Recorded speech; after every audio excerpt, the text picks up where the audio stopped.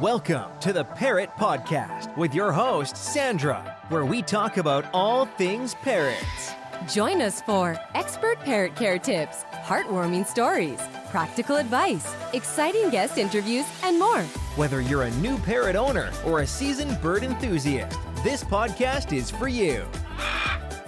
Welcome back to the Parrot Podcast. I hope that you are all having a fantastic day. And I also hope that your burbs are having a fantastic day. And I am elated today because today is a very special podcast episode. We are going to have our first ever avian vet doctor on the podcast. So I'm very excited to introduce Dr. Octavio Lisboa. I hope I said that right. He's originally from Brazil and he works as an avian vet in the UAE. So I'm really excited to jump in and chat with him about what are signs of illness, how often we should be going to the vet, what are hazards in our homes that we need to be aware of, what are the most common accidents or emergencies that he sees in his clinic, and what are things that we can do to avoid those things.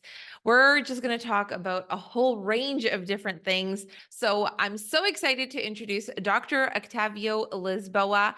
Welcome, Dr. Octavio, to the Parrot Podcast. It's such a pleasure to have you on the show. Thank you so much. It's a pleasure.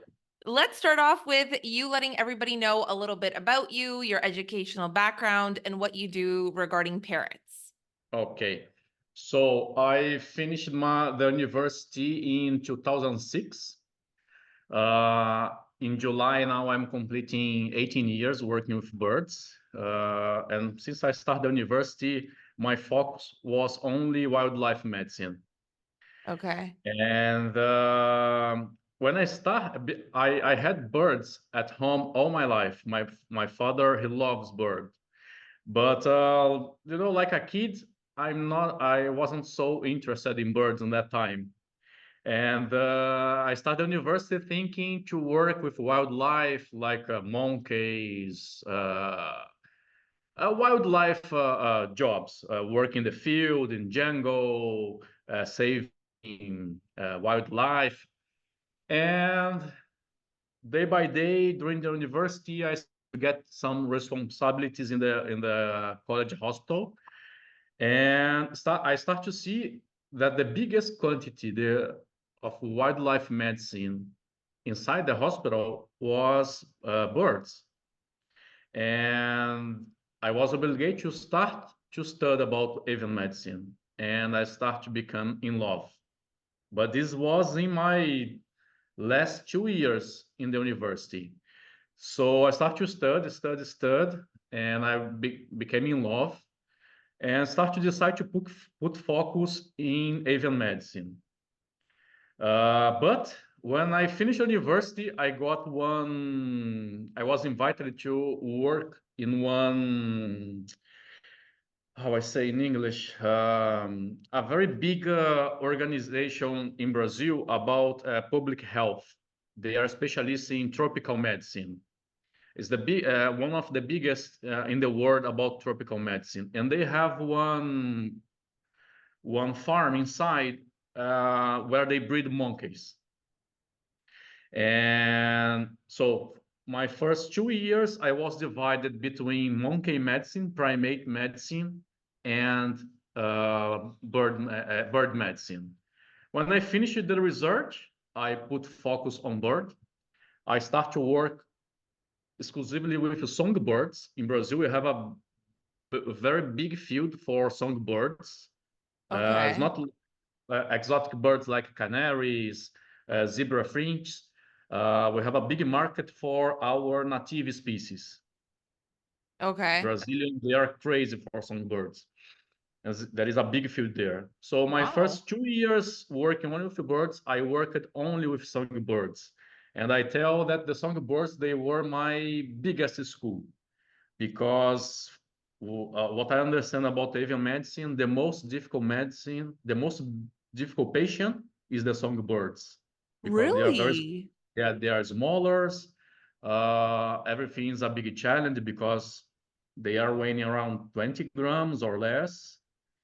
And how to prepare treatments for birds so small. So it was a big school for me because I understand that I started by the the hardest way. So I got a lot of skills to how say handle skills to manage very small patients. And Yeah. was my base. And after it, I changed for parrots mainly. And later I started in the birds of prey medicine. Well, I was in Saudi Arabia in 2006, 2017, and I started to get knowledge about falcon medicine. Wow. That's that's a lot. And that's Yeah. amazing because you were also worked with so many different birds, from songbirds to birds of prey and parrots and everything in between. How many Yes. years of like schooling and education did it take to get you to where you are today? So university in Brazil, my university was 4 years and a half in the college. After I tell that until now, we have a big problem if we think about avian medicine education around the world. Okay. It's a big problem until now. I think in USA is a little bit different, but in general, we study well, who wants to work with birds or wildlife, another kind of exotic animals, we have to study wildlife medicine. So wildlife medicine for me is too big. It's too much for one person because we Yeah. have to study a lot of species, not only dog and cat. You know, we have to understand about rabbit, guinea pig, birds, reptiles, monkeys, everything. Yeah. So I decided to work only with birds, put focus in birds because uh, I understood that I wasn't able to understand 100% all the species, and I decided to put focus only in one group. And when I put focus in one group, I saw that avian medicine is too big. We need more specializations inside the avian field. Yeah. Songbird medicine is a totally different medicine from parrot medicine. That is totally different medicine from falcon medicine. And so there are other areas, poultry medicine, um, uh, Toucans, owls. yeah. So it's totally different. People Yeah. think that birds, everything is similar because they have feathers, they eat fruits, or they eat meat. No, it's like an example. Make a comparison with mammals. It's a huge Mhm. comparison. Um, Make a comparison with a cat. We have a cat and we have an elephant.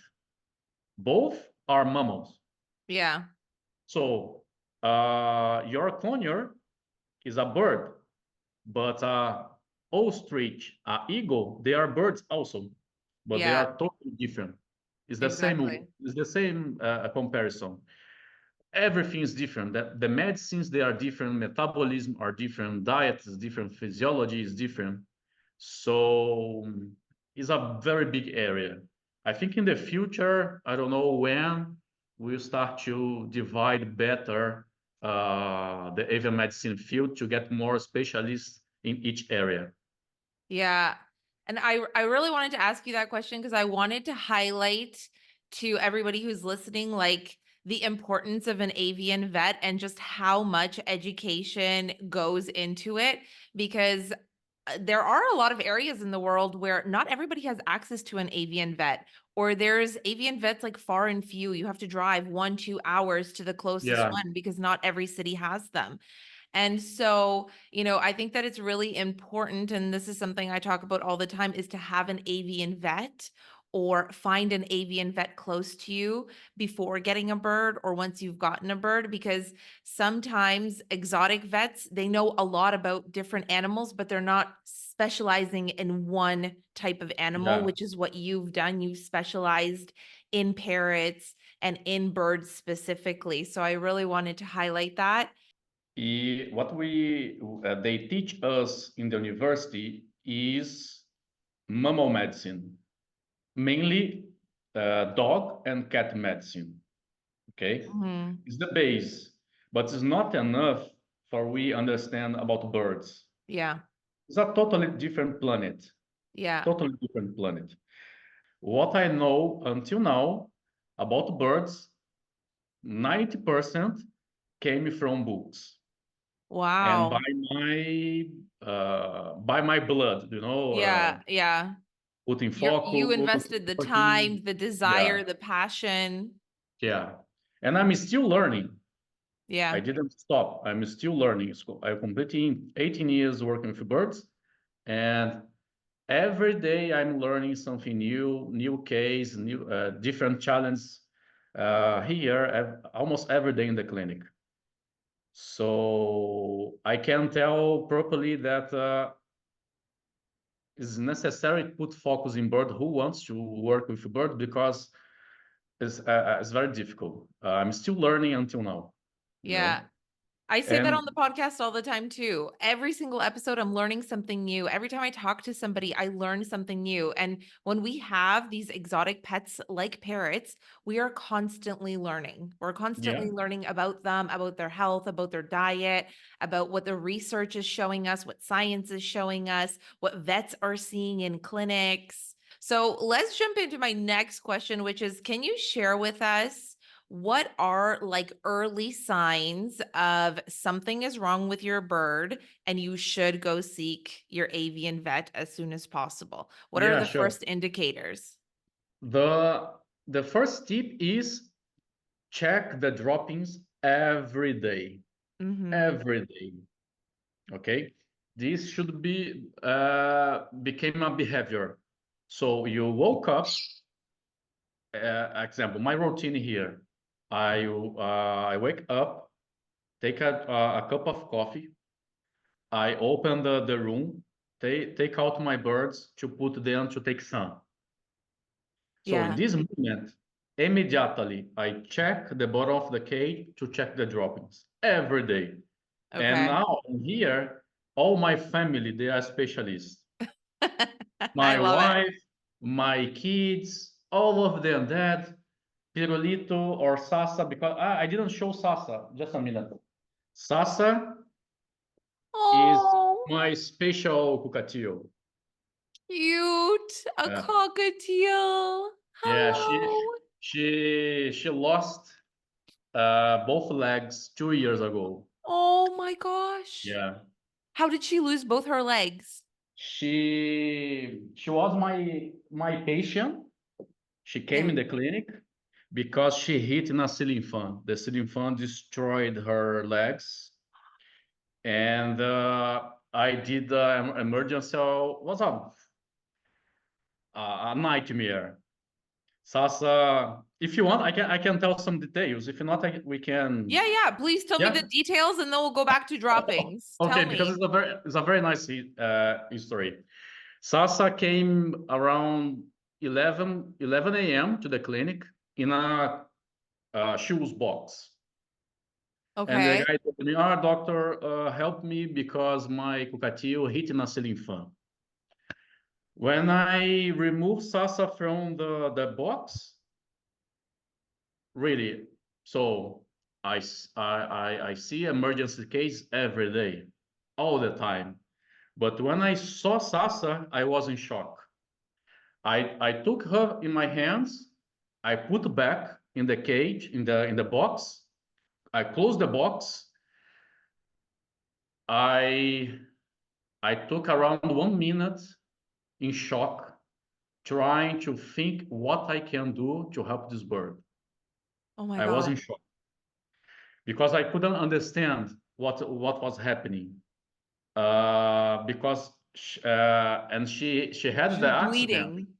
Yeah, that she had the accident almost 48 hours before the guy find a vet. So I couldn't understand her body. Everything was mixed with dry blood. One finger was here, the other finger was so Oh my a big mess. gosh. I I could start to understand the case when I took one X-ray, and I saw where were the bones. They were spread around the blood, the dry blood. So the first step was give her intensive care to stabilize the situation. I gave her fluids. I gave her a small quantity of food because this bird was probably 2 days without food, without water, pain control. And I asked the guy, do you have another cockatiel at home? And yes, please bring immediately. And I did a blood transfusion Oh my around gosh. afternoon. Yeah, I did a blood transfusion for her because I was estimating the blood loss that happened. And at night, around, I don't know, 10 p.m., I did the surgery. So the surgery, I try first to make a reconstruction of the fractures. And the ceiling fan broke both legs. Was a open fracture. All the bones, they were exposed. And I put external fixator in both legs. But unfortunately, around after 4 days, the legs, because they lost the blood supply, and the legs start to become dark, and every day becoming darker. After 7 days, all the both feet, they were black already. But at least, because I did the orthopedic surgery and I put orthopedic pins building the external fixator, Yeah. I got to save the bone. And so until now, she has the external fixator. And the external fixator became artificial leg for her. Oh my And so gosh. she can't stand up on the perch, but Yeah. she flies every day in my home. She has a normal life, and she's with me now because also the guy, the owner, disappeared. What? He disappeared. Yeah, he disappeared. He And didn't come for her after the surgery? no, disappeared. Oh my gosh. Yeah. That is so So I adopted heartbreaking. her. Yeah, I adopted her, and now she's living with us. Is completing 2 years now. Oh my gosh, that's really heartwarming. You're like the best vet. That is amazing. You saved Yeah, her life and you gave her a home. It's so yeah. nice to hear that even though she went through such a traumatic experience, she's in a good home and she lives normally. She can move around and have a semi-normal life. Yeah, because until now, avian orthopedics is a nightmare. Yeah. Everywhere, everywhere.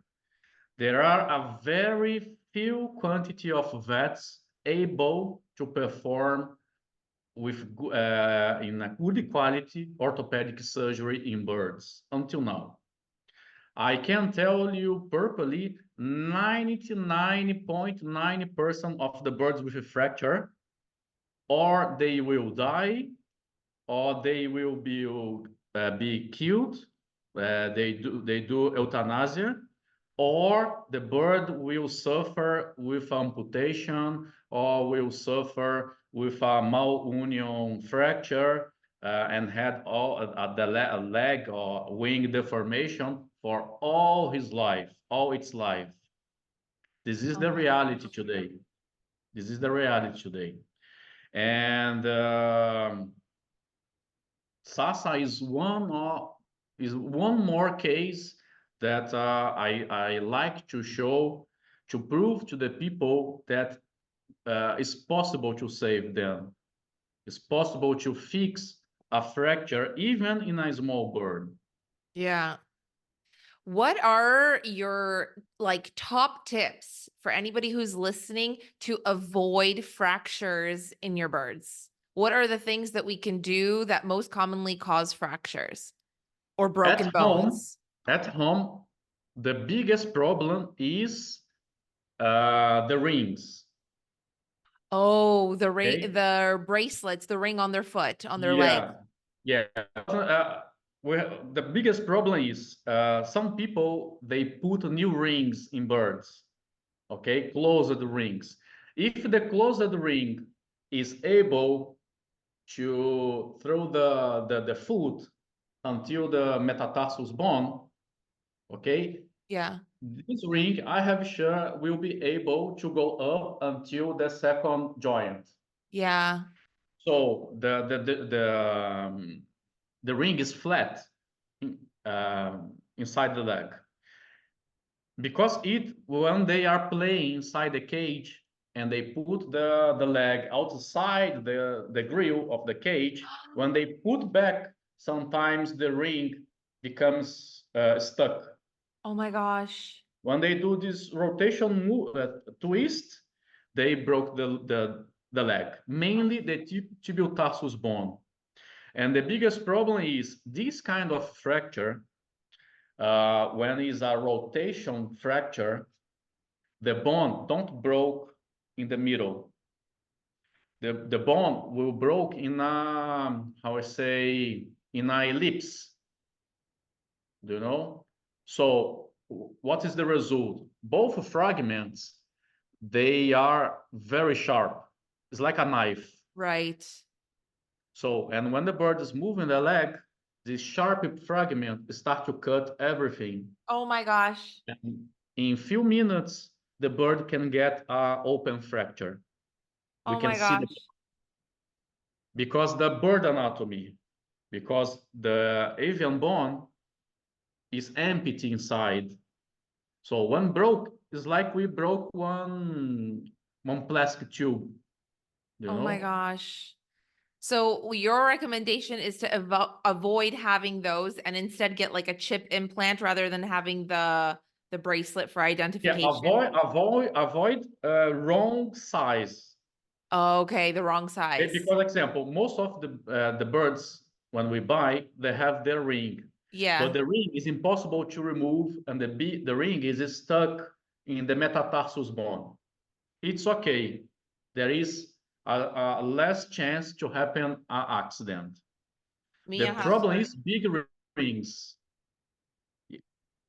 Yes, should stay there, not move. Don't move. Okay.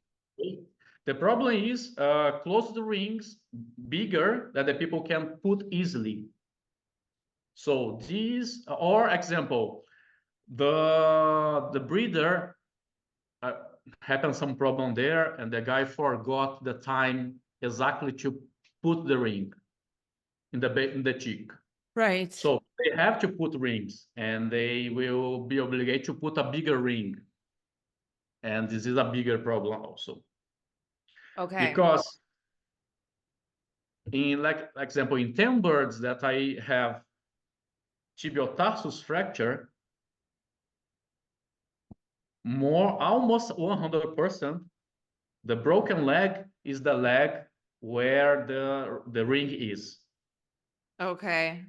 Okay. It's So very, we very need to be common. very careful with those. What Yes. are some other than the bracelet that they wear? What are some other things that we can avoid? I think I've seen you do a post about doors, how you have to be Yeah. very careful where your bird is, closing doors, not closing the doors on their toes or their feet, because that can also, I think, cause fractures or broken Yeah. bones. Doors is a big problem. I did that video because in the same day, all these patients came. All three patients, I think it was In three one patients day in one day with because fractures because of doors. doors. Yeah, accidents because doors. Another problem is toys. A lot of toys in the cage. If there's Sometimes too the many. bird can walk inside free. The Yeah. people put too much toys. We have Yeah. to avoid it. What else more? Some accident, example, birds that they are living free at home. And example, I did a surgery in a lovebird 3 days ago. I'm preparing some videos also to share this case. The owner didn't see the bird. The bird was on the sofa and the owner seated on the bird. and broke the leg. Oh my gosh. Yeah. Oh I my see gosh. many case in kitchen, people washing dishes, and the cockatiel goes and they like to stay close to us, no? Yeah. And they are there, stopped in silence, and we can see. If we walk around, we can destroy the bird. Yeah. So we just So it's have to be another very really, really common. careful. Yeah, it's another big problem at home. Okay. I want to come back to accidents and emergencies because I want to ask you about some of the cases that you've dealt with in your clinic. But let's go back to the droppings. Tell us, Okay. when we're looking at droppings, what does a healthy dropping look like? And what does an abnormal one look like? And when should we be concerned about our bird's poop?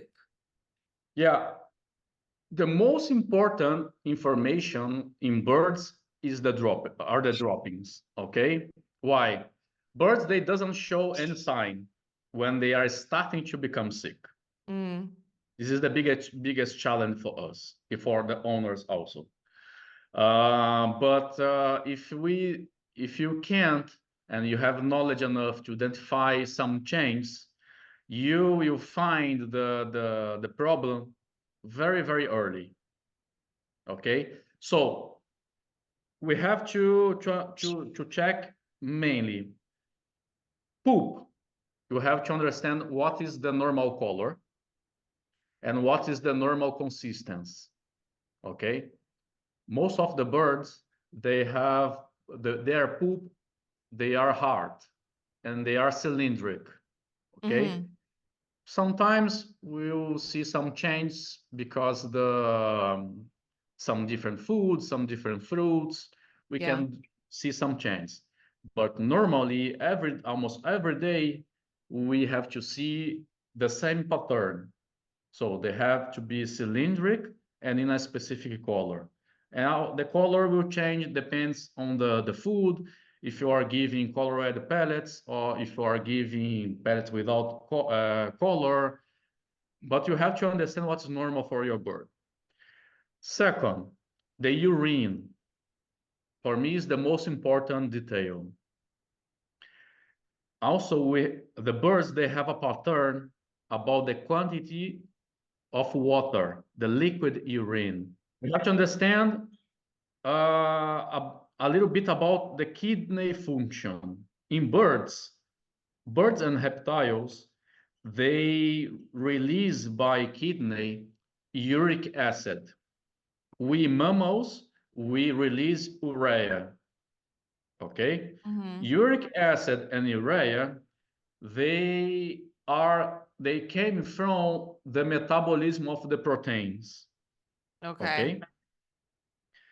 The uric acid in birds is important. Why? Birds, when they are inside the egg, it's impossible to release the dusty. Okay. You know? The baby inside is producing urine, is producing poop, but they can't release. Is inside. Right. If their kidney was producing urea, urea is so toxic, will kill the baby. Because birds and reptile, they produce uric acid because it's less toxic. And also, is less toxic and needs less water from the kidneys to release. Okay. Because they don't do pee like us. Mhm. Okay? So thinking about this system, birds, they can't release a lot of water from the pee. Their Right. pee will be concentrated, smaller. Okay, the water around the poop should be. I have one average. We have the poop here.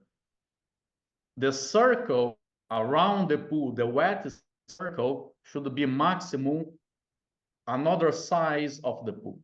Okay. Okay. And what color should it be? The color should be transparent. Right. Okay. Transparent. Okay. If the color is becoming yellow or green, it's mean that the liver is suffering. Okay. And there Okay. should there also be urates? The white. Yeah, the rates I will speak later. Okay. And also we have to understand a little bit. So for the owners, if it's green or yellow, you have to run to the vet. Okay. But for me, I can't estimate, I make estimation about the severity of the case because the color. Okay. Okay. You have to do testing. Yeah, light green, it's mean acute problem. Dark green, chronic problem. Yeah, yellow color, it's mean a chronic and a huge problem. How I can, I'm not, how can I describe this other green? As a strong light green color, it's mean the end. Oh, Example, when we can see the uric acid, the urate in a green color, finish. oh my Finish. gosh. I never I could save one bird showing green uric acid. Oh my gosh. And it's I like a never. strong green color, you're saying? Yeah, if you see the urate not white, it's a huge problem. Here we have a I don't know why, but here in Middle East, we have a huge problem in parrots with Staphylococcus and Streptococcus infection. Oh my Okay, gosh. here in the environment, probably is a good environment for this kind of bacteria. And also we have a big problem, people kissing birds, because Mm, we have in our oral flora Staphylococcus and Streptococcus. Okay. yeah. And the biggest headache here is birds suffering from kidney infection from Staphylococcus and Streptococcus. Oh my gosh. Um, and the most common sign when they are coming is a yellow urine. Yellow urine. Yellow urine. Okay. 2 days ago, I received another patient, one African gray parrot, showing the same sign. It's a classic. Oh my And also I gosh. can tell to the owner, look, probably your bird has Staphylococcus or Streptococcus. We do the exam and we can confirm. It's a Okay. classic. And what causes these two infections? You mentioned the environment and you also mentioned kissing. Are those the main reasons that birds get these infections? Uh, everything starts by the malnutrition. Okay, Okay. with diet. Yeah, because we have contact with bacteria 24 hours per day. Yeah, Our immune system is in a war since we born. If right. we don't give nutrition enough to keep our immune system healthy, we can get infections very easily. You know, Yeah. I compare my patients like I like always to make a comparison with humans for the people can understand a little bit better. We have people with SIDA, the virus SIDA. Okay, Mm-hmm. the SIDA doesn't kill exactly the people. What SIDA does? They destroy the virus, destroy the immune system. Right. Who SIDA, most of them, they can pass away by one simple flu because they don't have immune system. Right. If we think a bird eating seeds is the same, they have no immune system. And the bacteria that they are in the environment, they become a monster for them because they have no defense. Okay, because when they're eating an all seed diet, there's not enough nutrients in there. They're Nothing. just getting fat Yeah, in their diet all day, yeah. every day. And so it's so important to feed them a variety which I talk about this on the podcast all the time, but like veggies are important. Some fruits are important depending on the species. Some species like lorikeets or toucans eat more fruit, vegetables, flowers, herbs, avian teas. I think all of these things add to a nutritionally balanced diet where it allows our parrots to have a stronger immune system. Is that right? Yes, yes. And yeah, and I can prove by blood exam. We can see a lot of details there that they are showing low immunity. Example, we can see anemia, a different kind of anemias from the malnutrition.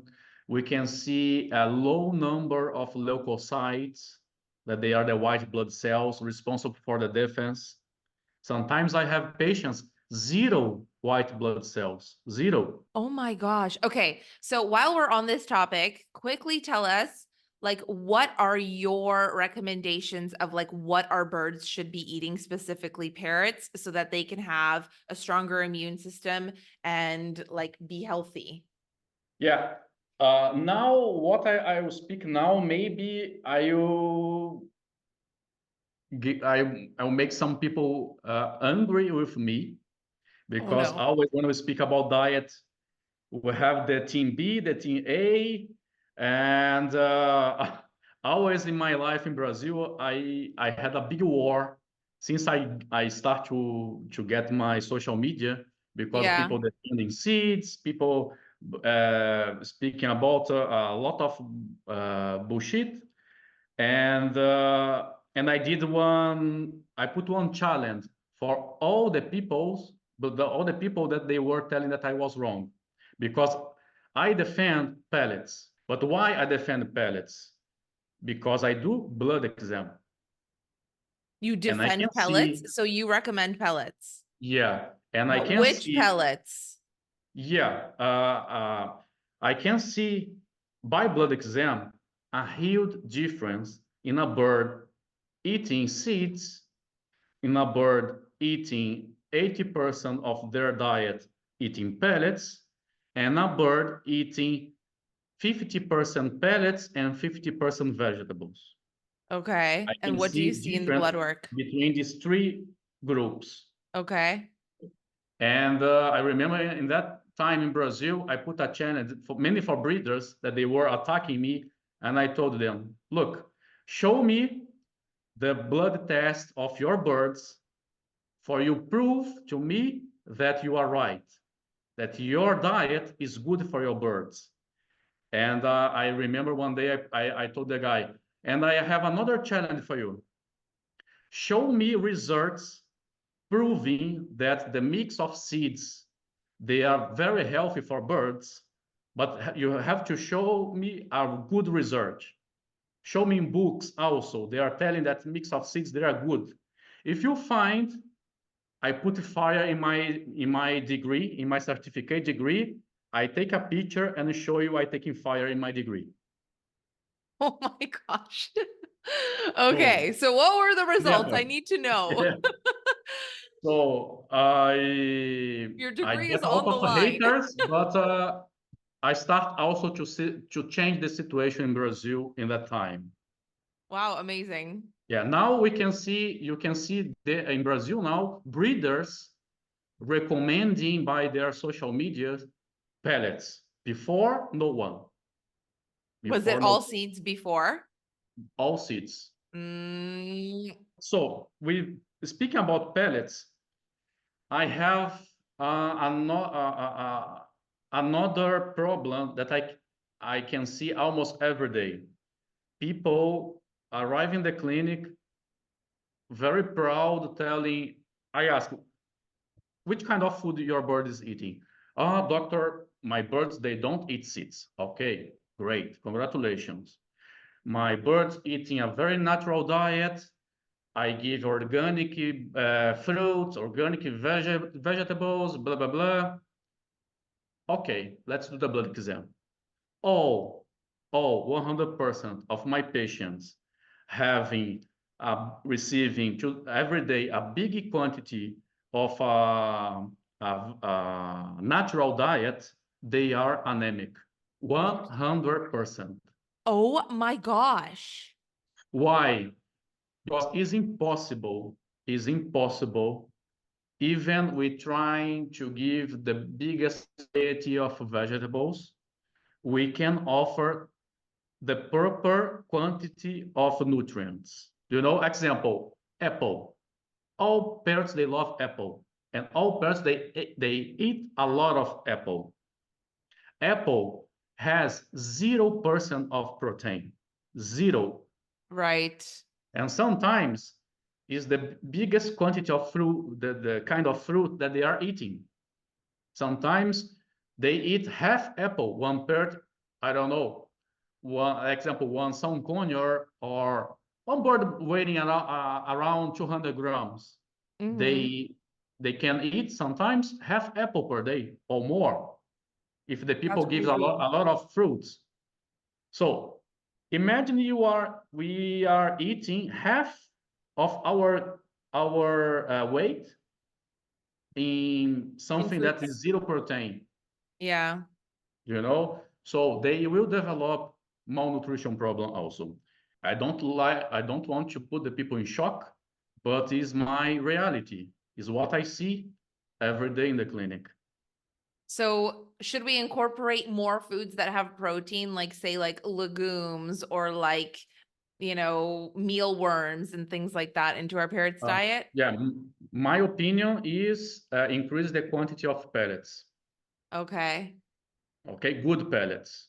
And also, I is starting a lot of people telling, or I don't give the this brand because has corn, has soybean, blah blah blah. I give only very organic pellets.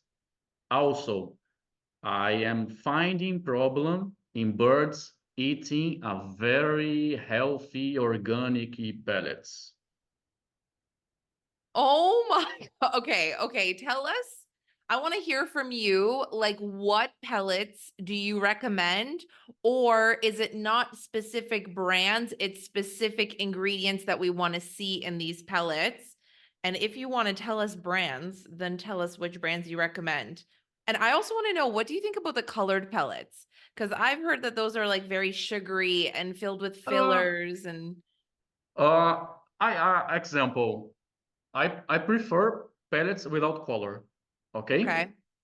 But sometimes the it's difficult to find in some places. It's difficult to find another kind of pellets.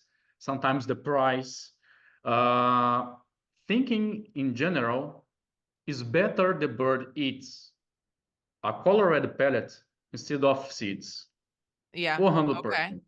Okay. Okay. But if you can choose a pellet without color, is better. Why? I never saw birds suffering from the color. Okay. Example, I have patients in Brazil. Yesterday, I did a Zoom meeting with a client in Brazil that he's my personal friend now. And Okay. me and my wife, we were speaking with him yesterday. He's my client, I don't know, for 12 years. Okay. Okay. And all his birds, they eat pellets. Most of them, they eat colored pellets. And Okay. he has around 10 cockatiels at home. And he's taking care from my birds. I have a golden conure and a green small macaw. They are living with him in São Paulo, Brazil, because I came Okay. here, I couldn't bring my birds. Right. Okay. And they eat colored pellets. Okay. And since I start to have a relationship with him and care his birds 12 years ago, he never lost any bird. Interesting. And when you All their birds healthy until now. So when you look at the results of blood work, when you're looking at a bird that eats all seeds and all pellets, the bird that's on an all pellet diet has much better blood work results than one that's on an all seed diet. But if you Yeah, for compare sure. a bird that's on an all pellet diet versus a bird that's eating pellets and grains and legumes and veggies and fruits and flowers and herbs and all these different things, what does those blood works look like? Is it still the pellets win? Yeah, for sure. For sure.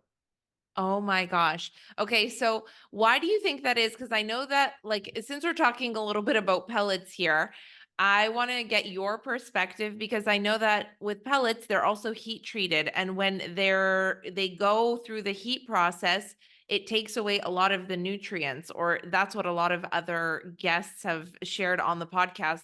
So I want to get your take on that process because there are also pellets that are organic and they're cold pressed and they don't go through the heat process. So would you say that, one is better than the other in terms of the nutrition it provides the parrot? I have just one answer. We have to check by blood test. It's the unique Okay. way to prove if the diet is good or not. Okay. What I'm seeing in my patients, all the patients eating colored pellets or non-colored pellets, they have, I can see the best blood results. All the measurements, they are inside the average of the species. Okay. Do you think it's because with the pellets, they're specifically formulated to have specific nutrients, Yes. vitamins, minerals, proteins, and all those things? And the bird can choose. If when we offer a veggie diet, They can they will choose. choose. I don't have knowledge enough to prepare a good natural diet and have proper knowledge to tell, oh, I'm mixing 5 grams of apple, broccoli, carrot.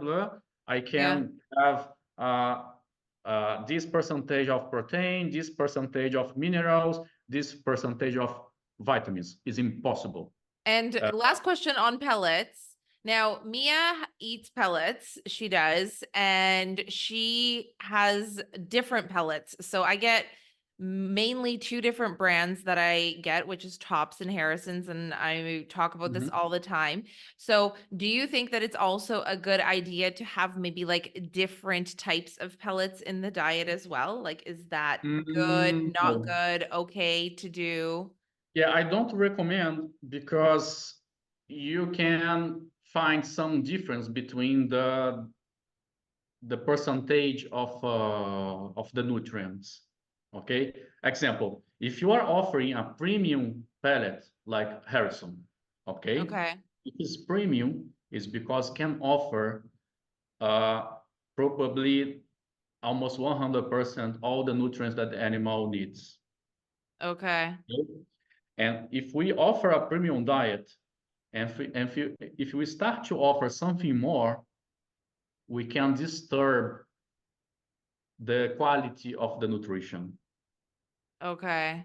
So my suggestion is if you offer Harrison, keeps only Harrison. But I'm not telling you to stop the vegetables. You can give, no problem, Yeah. but not proper concentration. Okay. Okay, great. Awesome. So much information on about pellets. I did not know that. And I love that you were able to share with us the perspective of the blood work, like what you are seeing with these birds day in and day out for years. So that really says a lot. And I think that that was really great to talk about because now we know a little bit more about pellets and that they should be in the diet maybe more than we thought. Can you just finish about the color of the pellets for Yeah. we example? I suggest to my clients give pellets without color. Yeah. Okay. In the first moment, I think it's better give colored pellets because it's easier for they accept.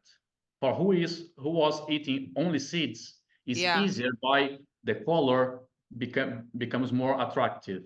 Okay. So and I tell them, once your parrot is eating only pellets and without seeds more, will be easier for you introduce the pellets without color. Why? because even the companies, they telling that the color is natural, it will affect the color of the droppings. Right.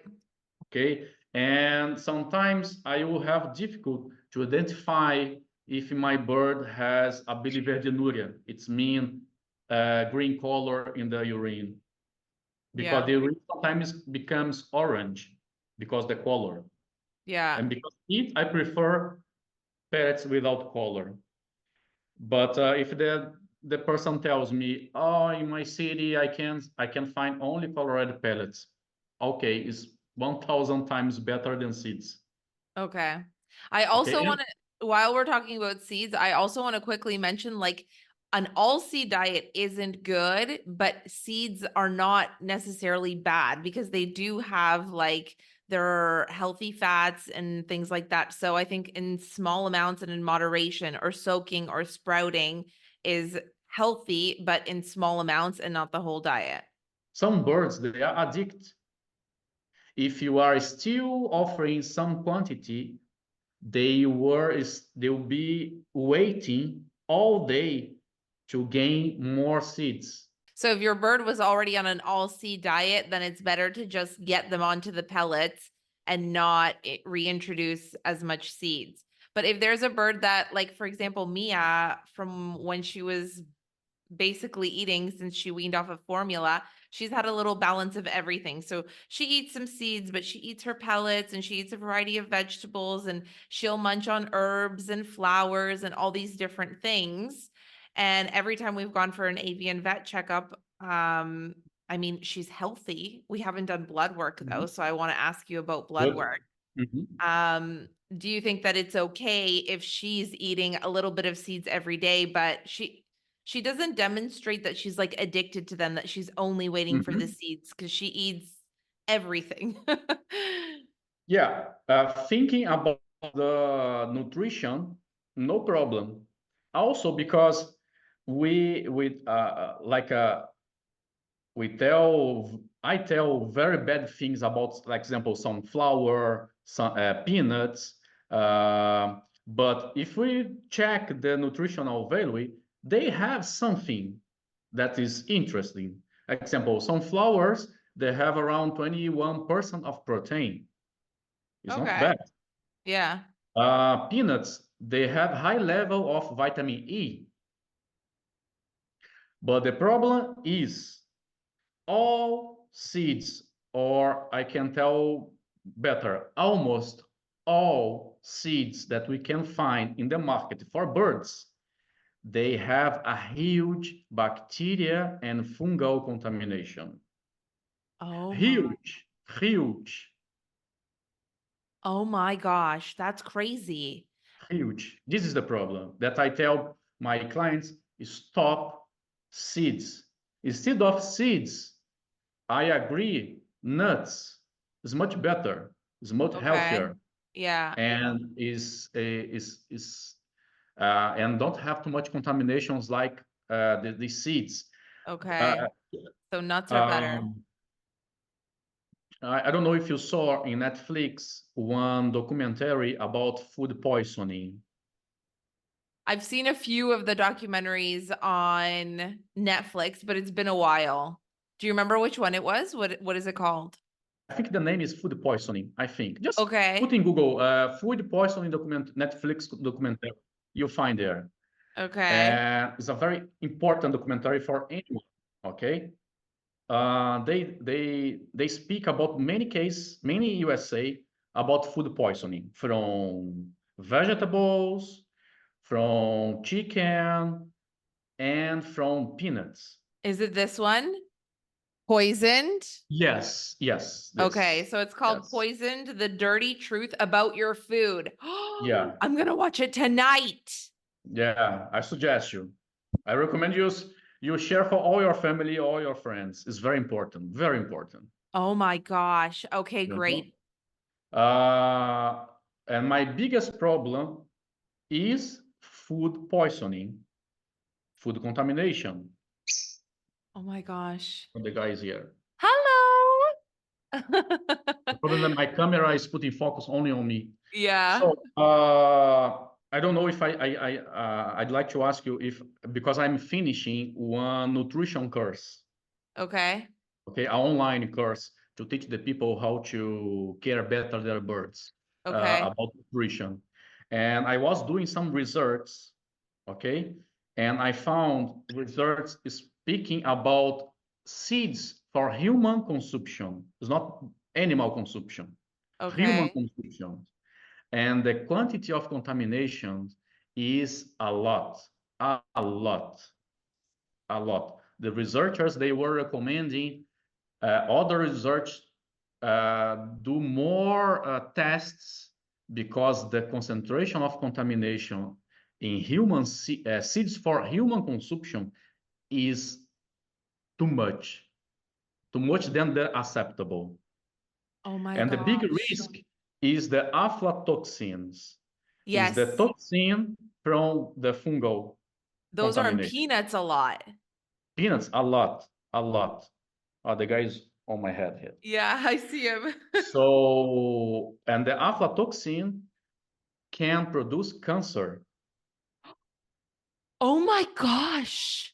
Yeah, Can aflatoxin can birds get produce cancer? cancer. Like, have you ever had a parrot with cancer?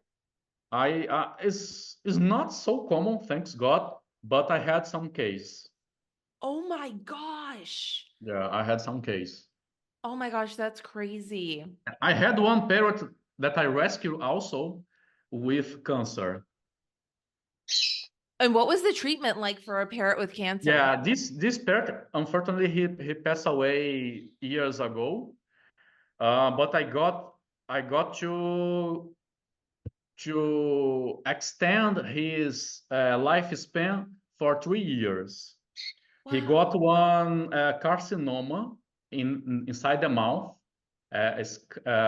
scamal.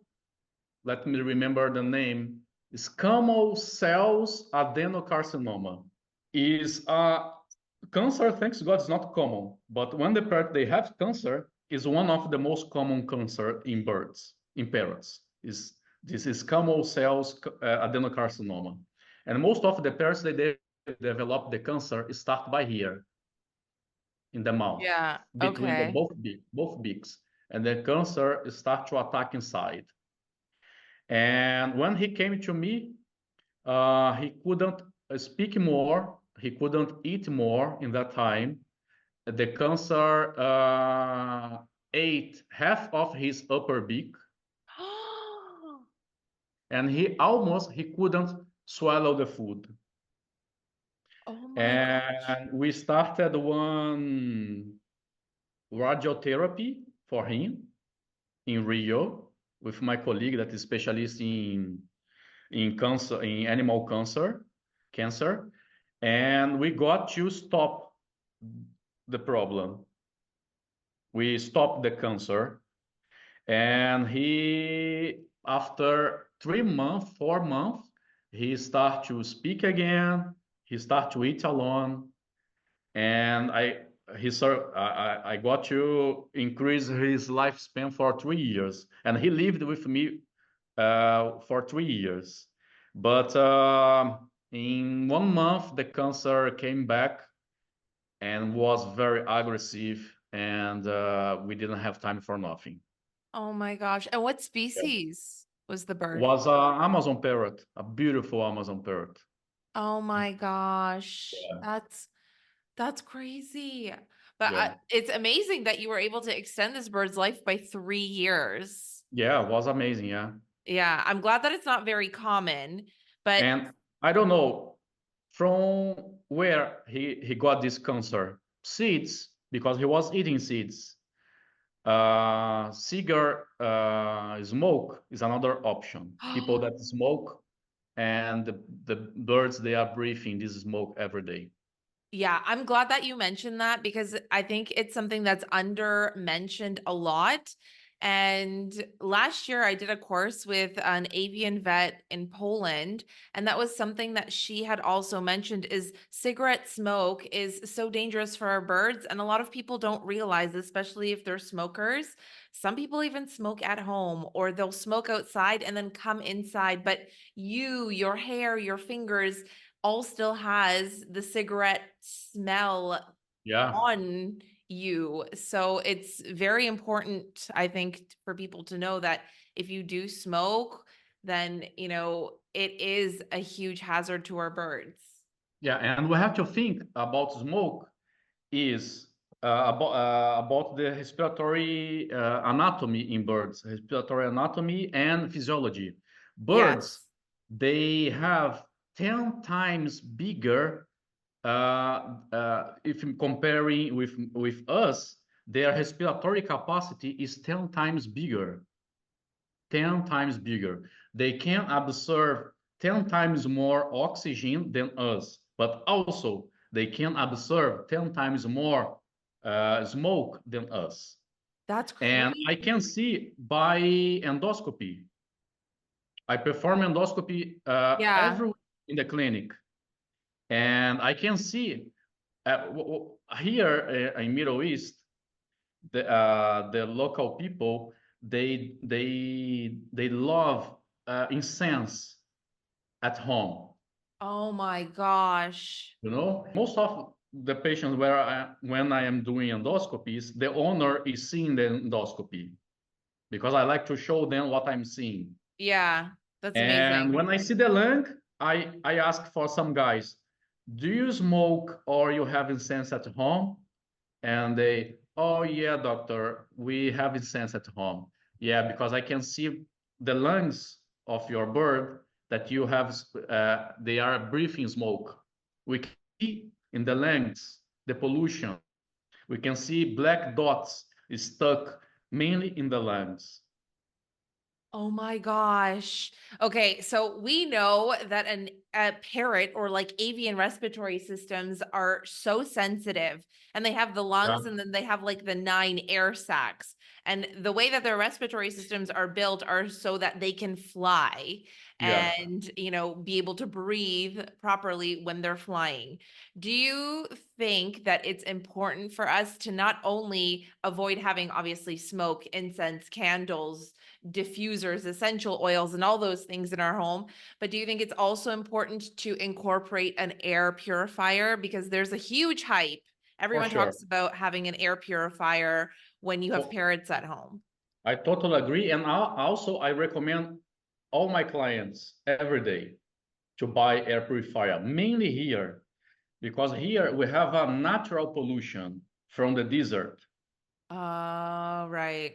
Yeah. We breathe a lot of dusty from the desert, but it's Yeah. natural dusty. It's not a pollution by cars, you know. Yeah. It's the dusty from the desert.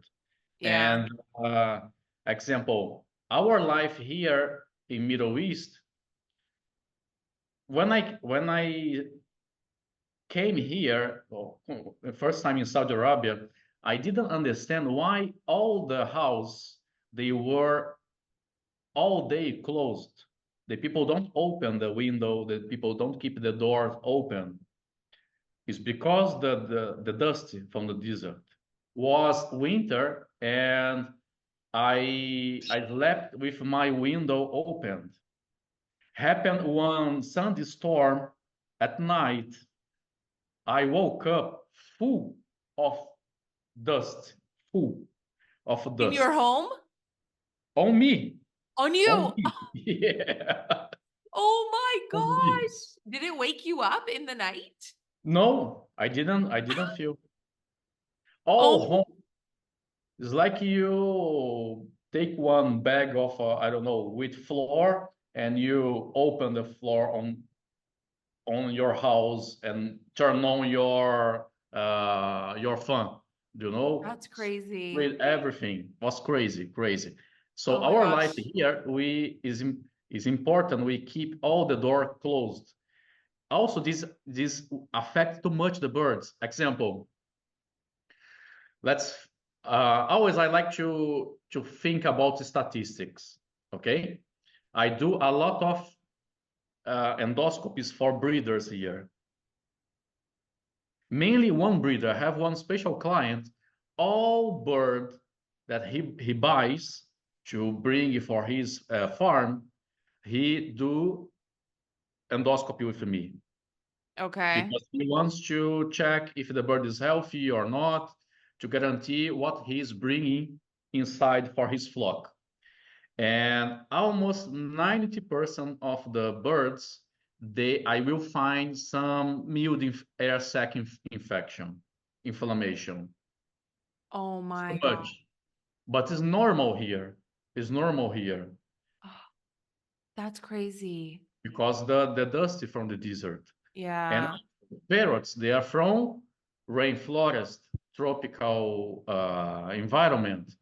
Their biology was not made to survive in desert. The dusty desert. Yeah, the Yeah. dust, these things. So many macaws here, they suffer a lot. We find a lot of air sac inflammation, but Yeah. we can consider normal because, example, if the bird has a huge inflammation, I can see a lot of blood vessels in the air sac where we should see nothing. We start to treat. But if we see just a very few vessels, small inflammations, we don't treat because it's normal. Yeah. Of the Okay. environment will affect. Yeah. So I actually wanted to also ask you, what are the most common health issues that you see in your clinic? What is like the most common type of issues that you're seeing?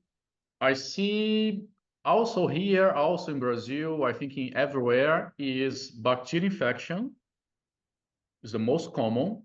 Okay. And this bacterial infection is from malnutrition. Okay. So it all stems from Okay. diet at the end of the Yeah, day. we will have example. If I compare my life here, my routine here with my routine in Brazil, I can see some difference because the species. Example, here the people love African gray parrot. Mm, Okay, it's interesting. the biggest quantity of pet birds here. They are African gray parrots. A lot, a lot.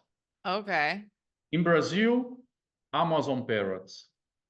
Example, African gray parrot is very difficult. You find an African gray parrot with a liver problem from the seeds because naturally they need more fat.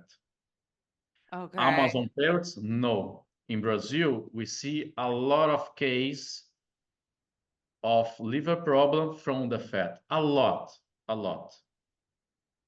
Some Interesting. Yeah, some Okay. patients pass away. I did necropsy. The liver is like foie gras, the French pâté.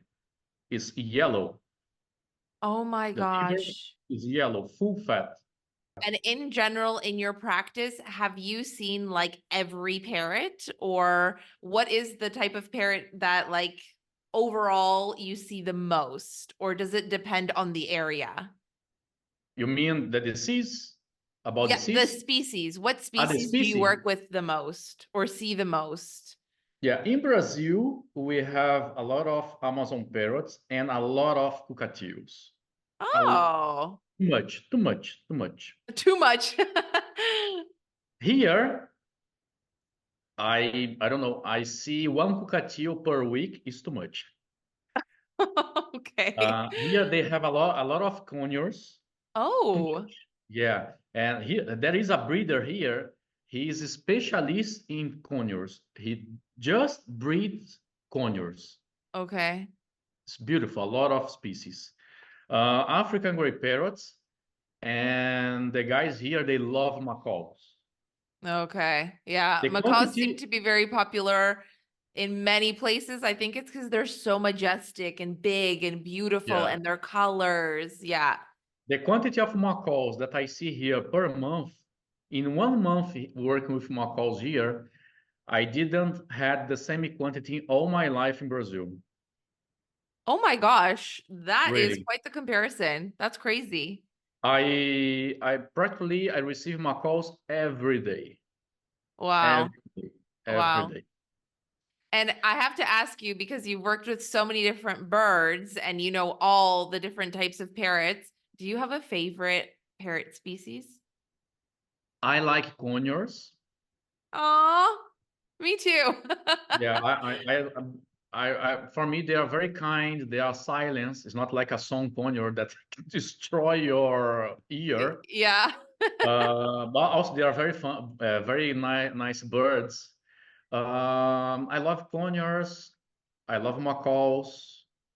I like all, but example, if I could choose for to buy or to get a pet bird, or was a conure or a macaw.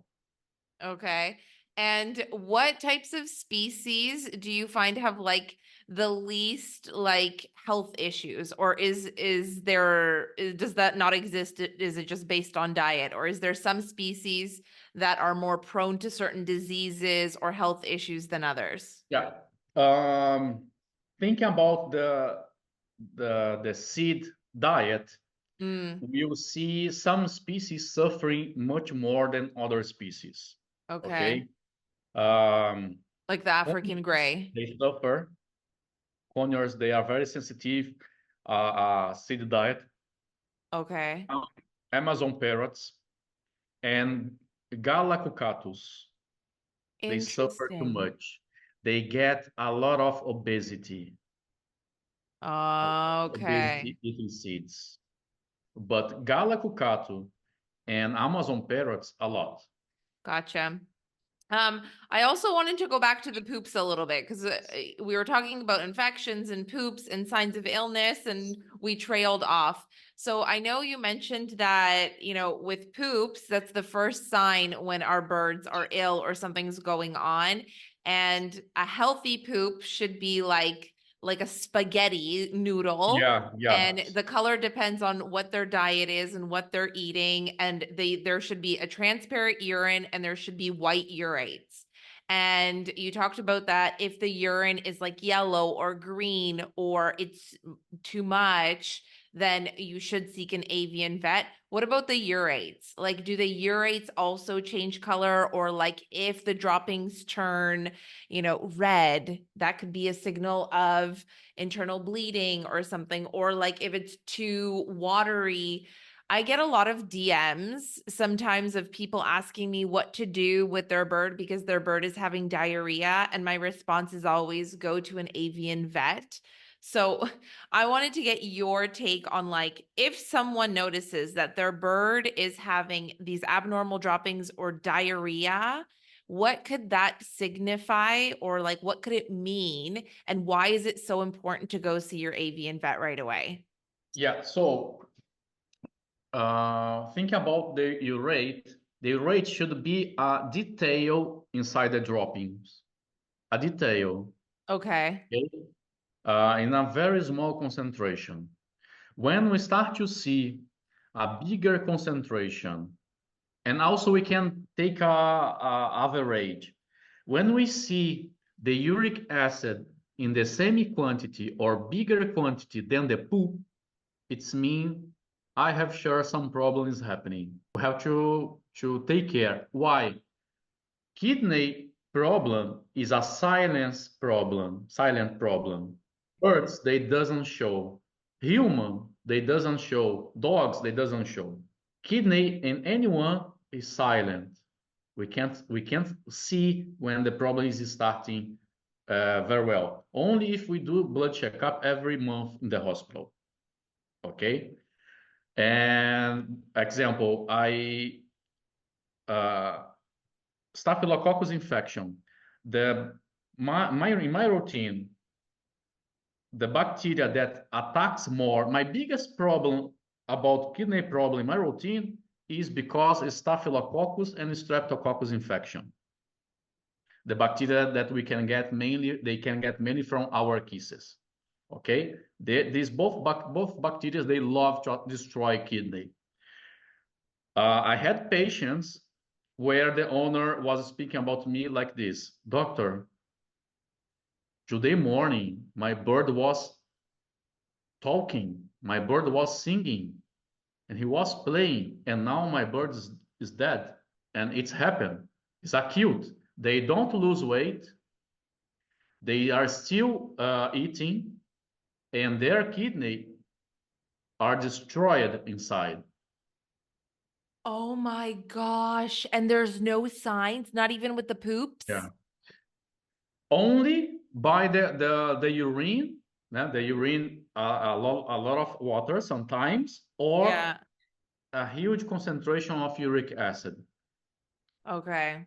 So Okay. this is Because why we it's have to keep checking the urate every day, because any change we are seeing and we can treat faster. yeah. So it's very important to pay attention to those poops. I also saw that in one of your posts you mentioned to also watch out for change in your bird's behavior if they become less active or abnormal behavior, or they become a lot more sleepy, or they're staying at the bottom of the cage.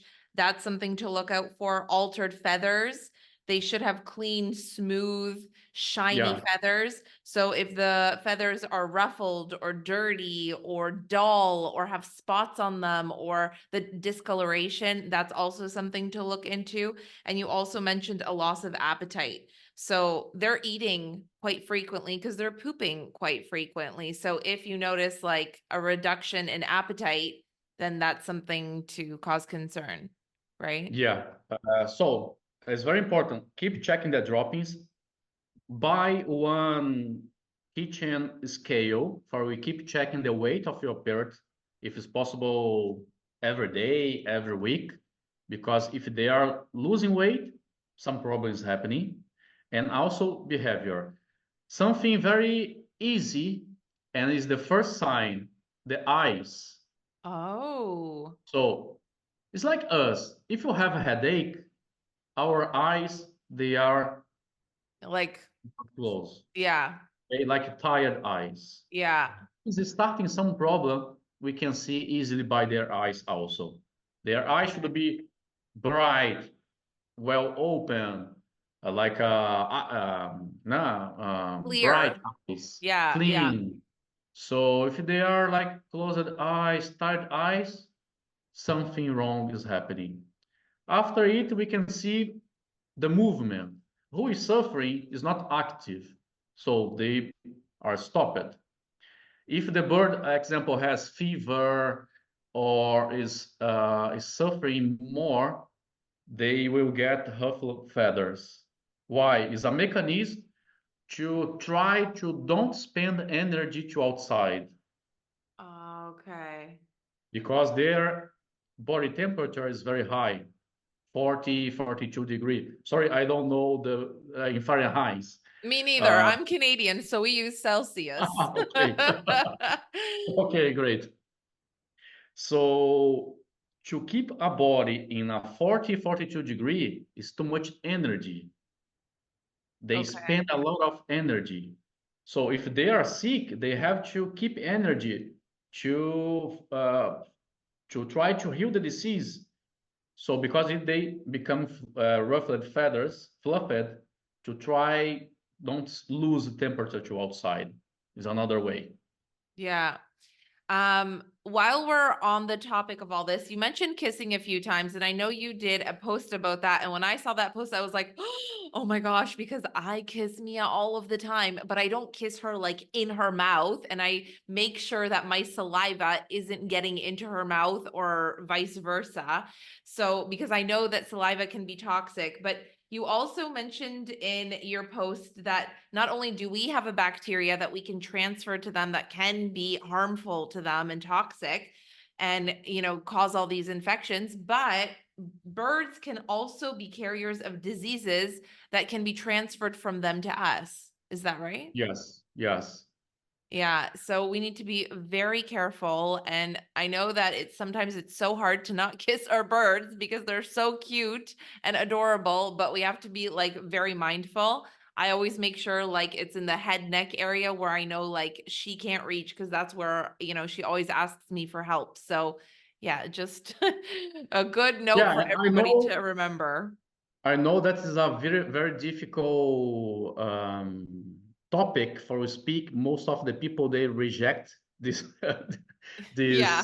this topic, but we have to speak. So it's my routine, and I have a joke in the clinic because all my patients, we do a gram stain test. What is gram stain test?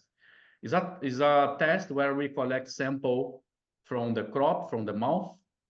We put a swab inside the cloaca, and we can get sample from the urine and from the poop. So we put in a slide, put a stain, and this stain will put color on the bacteria. And the bacteria, in general, we can divide the bacteria in two big groups: gram-negative bacteria and gram-positive bacteria. The gram-positive bacteria we'll see in purple color, gram-negative in pink color. Just it, okay? Okay.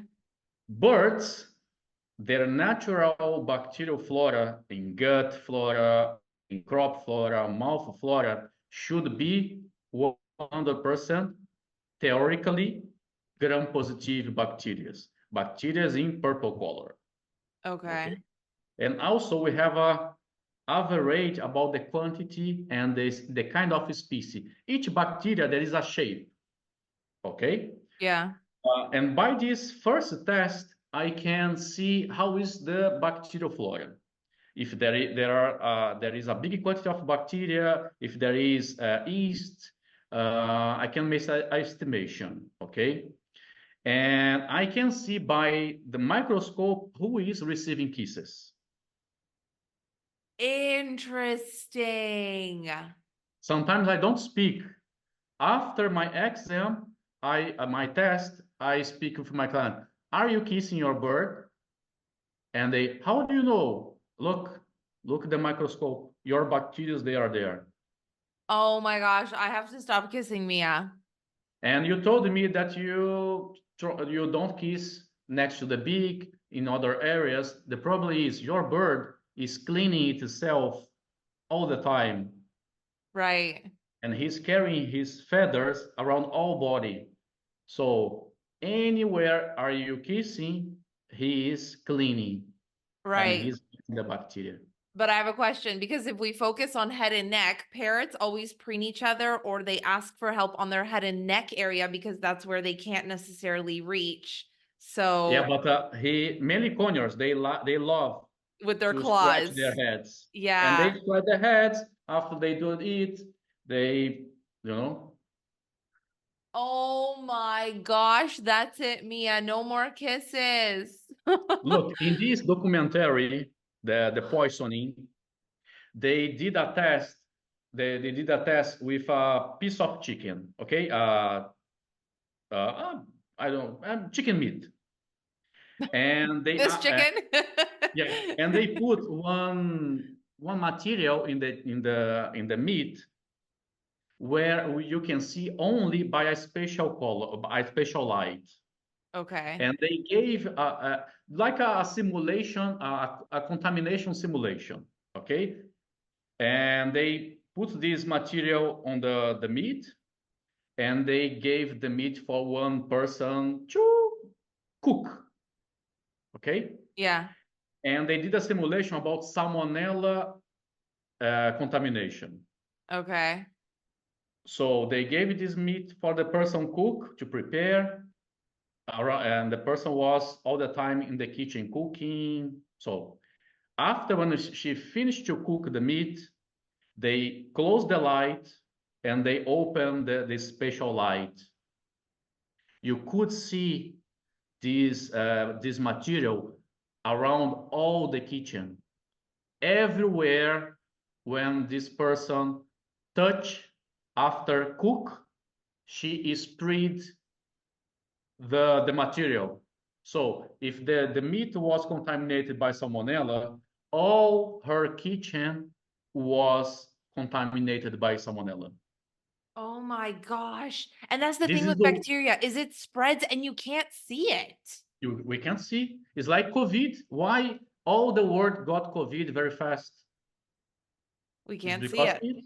we And can it see. spreads fast. And we are spreading liquids all the time. Yeah. Oh my gosh.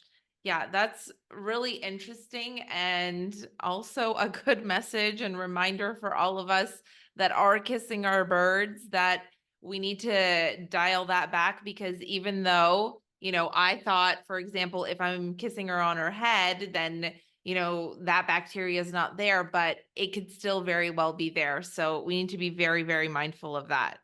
And Um, also, when I do this test, I can see if I can see by microscope if my patient has a balanced diet. right. You Yes. know, Yeah. example, these guys here are my, because sometimes we can see a different poop. It's normal.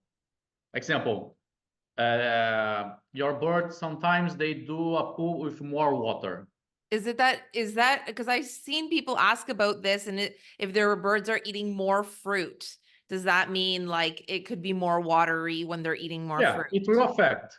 And one day my wife saw, because she opened the cage to the guys start to fly, and she saw one droppings with a lot of water and a lot of uric acid.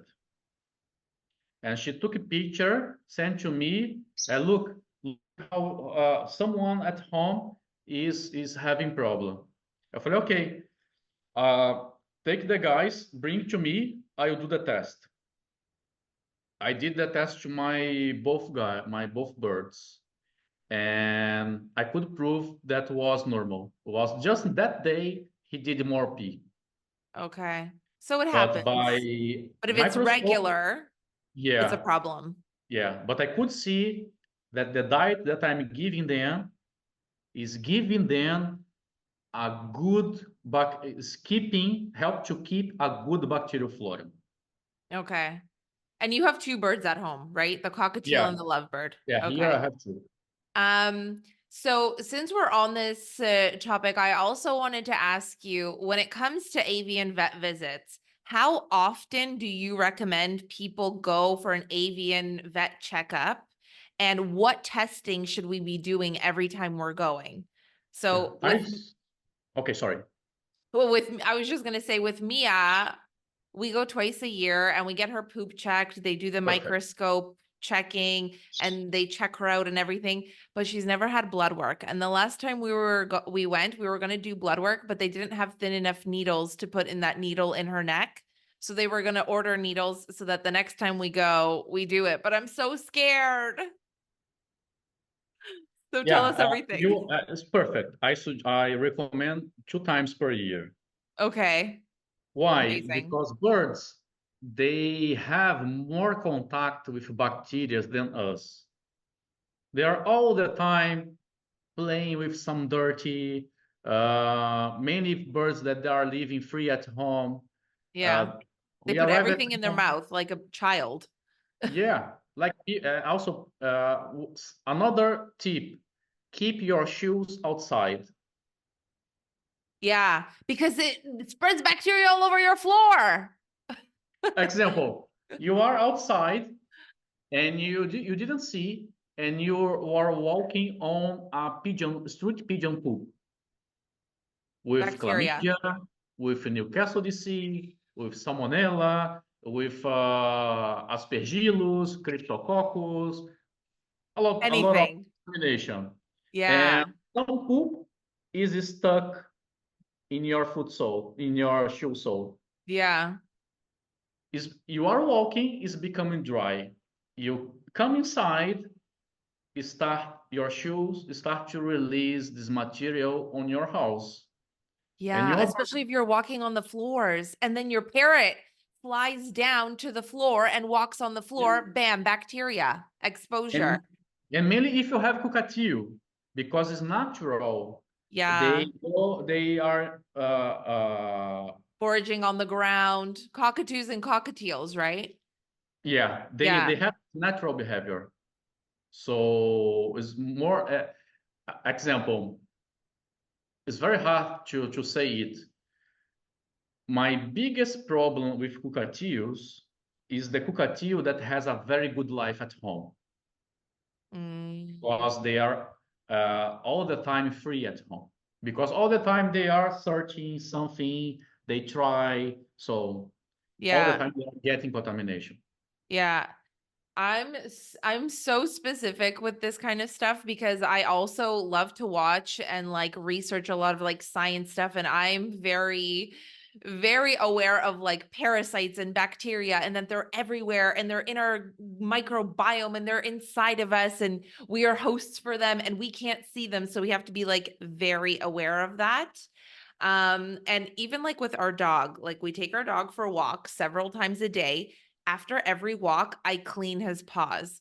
I put him in the Yeah, so bathtub and I clean his paws. I also have these dog paw wipes. And every time I clean his paws, they're dirty. And he's allowed on the couch and he walks all over the floor. So I don't want him walking outside on the sidewalk or in the dirt and getting some bacteria on his paw pads and then coming into the house and putting it everywhere and we can't see it. So even though there's things that we can't see, I think it's important for us to be aware of it. And this also actually reminds me about like cleaning. And earlier we were talking about how sensitive a bird's respiratory system is. I've also recently done a lot of content around this and had a lot of questions around this, and that's cleaning our homes. Obviously, we have to clean our homes, but I think that the cleaning chemicals and what we use to clean our homes is also really important, especially because our bird's respiratory system is so sensitive. Now, can you share with us a little bit your like advice or what you would recommend using to clean the home with? yeah, perfect question, because also one of the biggest problems that I receive mainly with chicks, people that buy chicks and they are still giving hand feeding food. Okay. Many birds, they will get bacterial infection because people until now they doesn't know how to clean properly the cage or the syringes, the bird environment. Okay, and also we spoke about food. If you see the statistics of food poisoning in humans, one of the biggest is from the vegetables. Yeah, like lettuce and It's from the stuff. leaves that we are Yeah. eating. So also parrots, they can get the contamination from leaves. Okay, Yeah. why? Because water and vinegar is nothing to clean. Vinegar is something for we put in the salt and eat. It's not to clean. Right. It's not to clean, but I've seen like with vegetables and fruit, you can soak it in a water vinegar mix and add baking soda and you leave it. I think it has to be like at least 20 minutes that you let it soak. Yeah, but it's And not enough. it's not enough. If it was enough, the hospitals, they were cleaning everything with vinegar. Okay. So I will tell you that I love using vinegar and I use vinegar, but I also follow this microbiologist who's tested vinegar, and he would test samples like from the sink or off of a counter before using vinegar for a few minutes and using vinegar and letting the vinegar sit for 15-20 minutes. And when the vinegar sat for 15 to 20 minutes, it did kill like 98% of the bacteria. But Yeah, it depends on the strength of the vinegar and how long the vinegar is there. But because these harsh chemicals are also harsh and smell really strong for parrots, what would you clean like your countertops with? yeah. I I have sure the vinegar because the low pH can kill bacteria. But Mhm. example, some bacteria they produce how can I say it in English? Some Spores, bacteria yes. produce spores. Never, well, vinegar will kill spores. Spores we can kill by any disinfectant. Some bacteria they can survive high temperature. What is Mm-hmm. vinegar trying to kill this kind of bacteria? For Yeah. sure, is we'll make a cleaning. But example, I don't do it at home. For me, it's not safe. So what I suggest is what I do at home and what I recommend for my clients. Fruits, wash like you are washing your dish. Soup, sponge, dishwash soup, sponge, and wash. Okay. Okay. Vegetables, what I do at home, I wash with dishwash soup. Okay. I make a dishwash soup solution, and I soak all the vegetables inside. Okay. Some people talk about the vegetable can absorb some chemical material, the soup, but I'm still alive, Right. and I can see the color of the water after I wash the vegetables. Yeah. It's black. Yeah. And sometimes I notice this like sticky film, like after I've done a soak, and it's like all this stuff that they spray on, like, say, the apples or the fruits to make them look shiny and appealing. And sometimes you can feel it on the fruits and the Yeah, vegetables. it's like a So you also paraffin see this also. like film, and like the color of the water is different. So washing and soaking those fruits and vegetables are super Yeah. important. If you put in Google how to wash vegetables, you see a lot of different options, Yeah. a lot of different views. Some people they tell only vinegar. Some people they tell wash with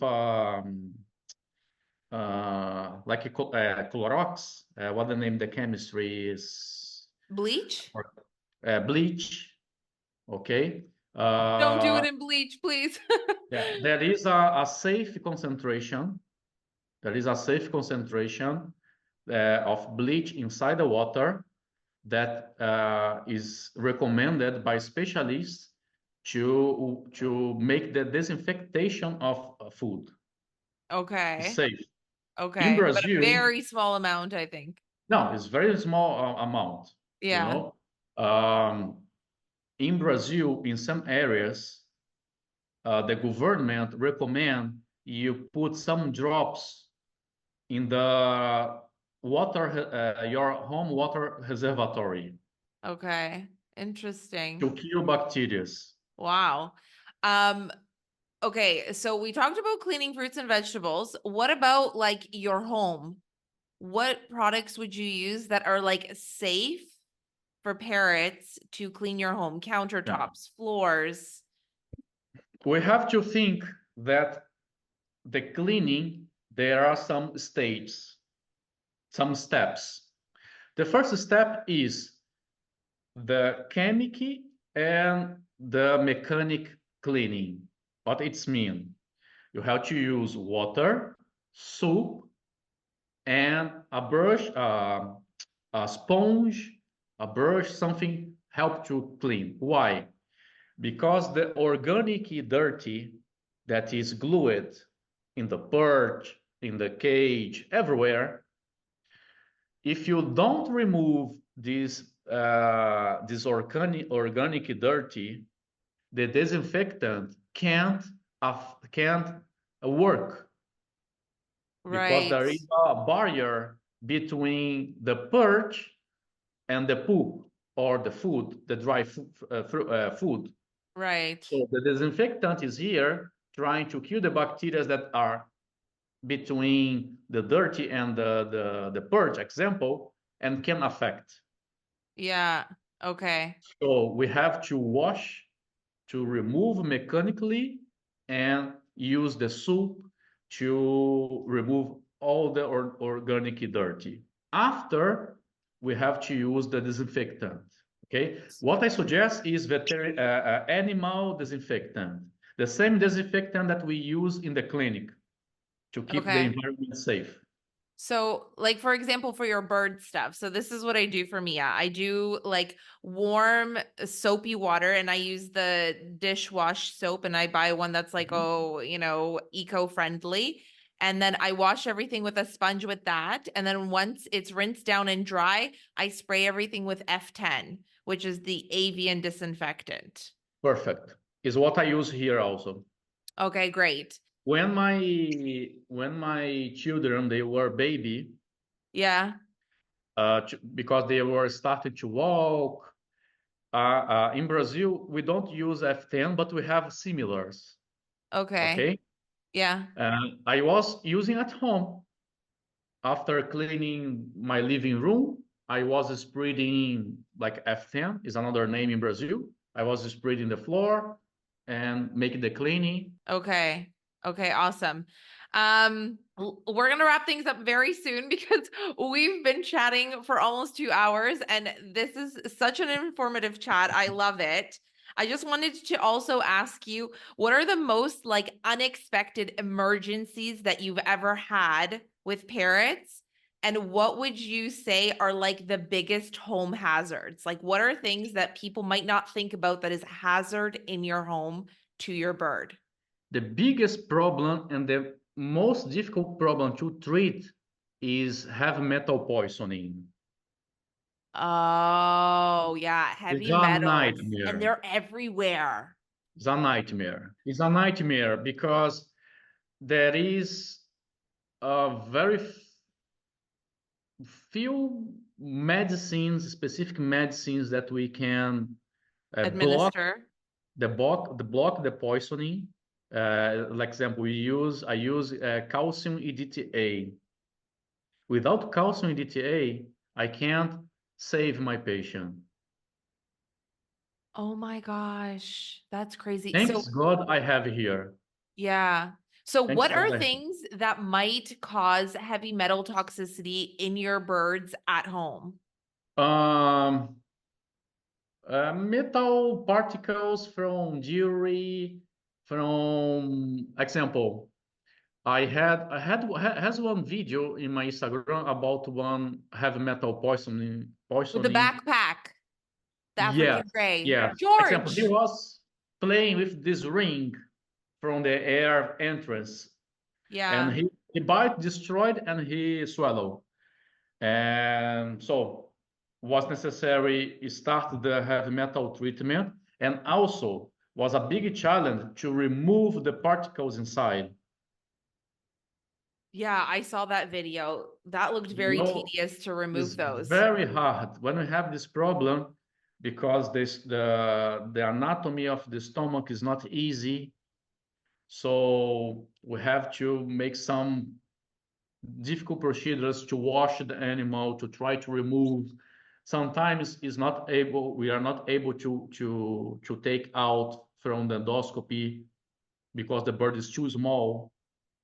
Example, we were 2 weeks ago we were trying to save some conure, was some conure or conure, I don't remember more, because the animal ate some. Do you know this thing for jewelry for kids that has many colors and is a plastic? It's very small, like Oh, a the small. beads. The beads. Yes, Yeah, the this plastic beads. animal. I'll make a post soon about this case. This animal, I think he ate around 200 beads.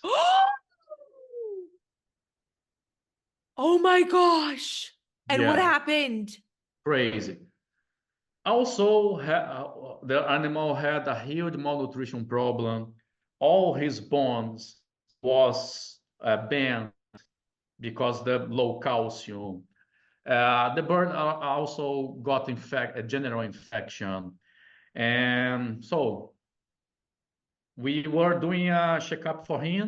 And when we did the X-ray, we saw a big white mass inside the belly. And I did one special X-ray where we do a liquid that we can see this liquid come inside the animal. And we could prove that the problem was in the stomach. And I did endoscopy, but the bird was so small that I couldn't use my tools inside the endoscopy to try to clean. Oh my I didn't have gosh. space. I didn't have space enough. So what I did is I put the endoscopy inside. I could identify what was the material, if it was sand, if it was stone, no, was the plastic beads. And what I could in that time was wash a little bit because was compacted. We couldn't see the beads was like a compacted mess. Oh my gosh. And I couldn't understand only by X-ray what I have inside. And by the endoscopy, I saw the beads. And when I did the wash, I discompacted the mass and the beads became free inside the stomach. Some beads I got to remove by the washing because I was injecting fluids inside and they start to move. They came up in the crop and we got to move some. And one day after, we did another X-ray, and we start to see the beads moving, and most of them they were coming to the intestines, and we start to do the laxative treatment to try to help the body to release. And in 2 days of treatment, I got to remove almost all the beads. The bird released by poop, almost all. Unfortunately, after 3 days, the bird passed away. But he passed away, that was inside only 5 beads from the 200 that was before. Oh my gosh. And almost I got to remove everything. But I have sure he didn't pass away only because this was because all the general problem.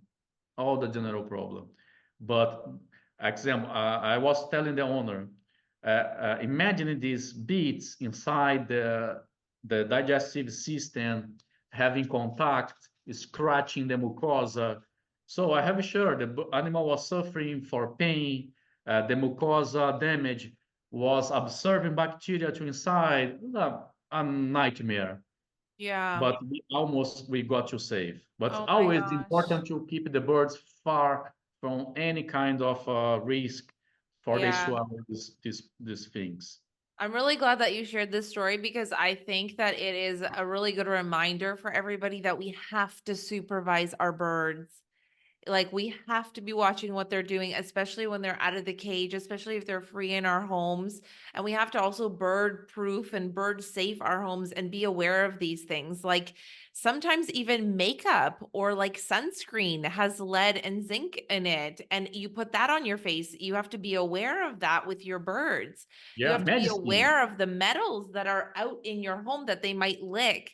Things like little beads, like if you're supervising them, they're not going to get to eat 200 of them. You know what I mean? Yeah. So it's very important to watch them because they are like toddlers sometimes. They're curious. They put everything in their mouth. They want to do what they're not supposed to do. If you freak out about something, they're going to want to do it again because it's exciting. They got a reaction. So we need to be very vigilant on like watching them and making sure that, we don't have these dangers, Yes. accessible to them. Yeah. And about the foreign bodies, also we have to take care at home with grit that we can buy in bird shops. Yes. Yes. Sand. The people sell sand for cage to keep the cage with sand. Never, never keep your parrot in contact with sand. Most of the parrots they won't have problem, but one day one parrot, I don't know why, it will start to eat sand, and it will be too late. Or the fruit goes in the sand, and the birds start to eat sand with the fruit with sand. And and because their anatomy, they have 2 stomachs. Okay, the ventriculus, the gizzard. Sometimes the gizzard hold small stones, sands, theoretically to help the digestion. Yeah. But and because it starts to accumulate there, and it's very difficult sometimes to release. And people tell, oh, but in the wild, the birds they eat sand, they eat mud for help their digestion, but not parrots. Is very important for digestion, not for parrots. Why? Parrots they have a very special tongue and beak. They Yeah. don't need to put inside their mouth the whole food. Example, a chicken. If we give a fruit for chicken, the chicken needs to swallow everything. The shell, the seed, everything. Give you the same fruit for a parrot. They remove the shell, they remove the seeds. Sometimes they open the seed and eat only something inside the seed and eat all the fruit meat around. Yeah. Their digestive system wasn't made to receive a whole food. So their stomach, they are more sensitive. Yeah. They can't resist a big quantity of stone or sand like chicken, example. Yeah. On the topic of food, I actually had somebody leave a comment and ask, can birds be allergic to some foods like humans? Yeah, always we have to take care with some foods. Example, I think the biggest problem is avocado. Oh, yeah. So the toxicity. So they're not Yes, necessarily can like affect heart. allergic, Yeah, but there's foods that are toxic to them. yeah. Can affect heart, can affect liver, and sometimes I receive birds intoxicated by avocado. But example, plants at home, we have to take care. Ornamental plants, because mainly birds like a cockatiel, that they love to eat leaves. Yeah. So sometimes you have example, a very poisoning plant, a snake plant. Yeah. You have to take care, keep it far away from your birds. Yeah. Or just don't have it at home. The bird eats snake plants, will destroy their kidney.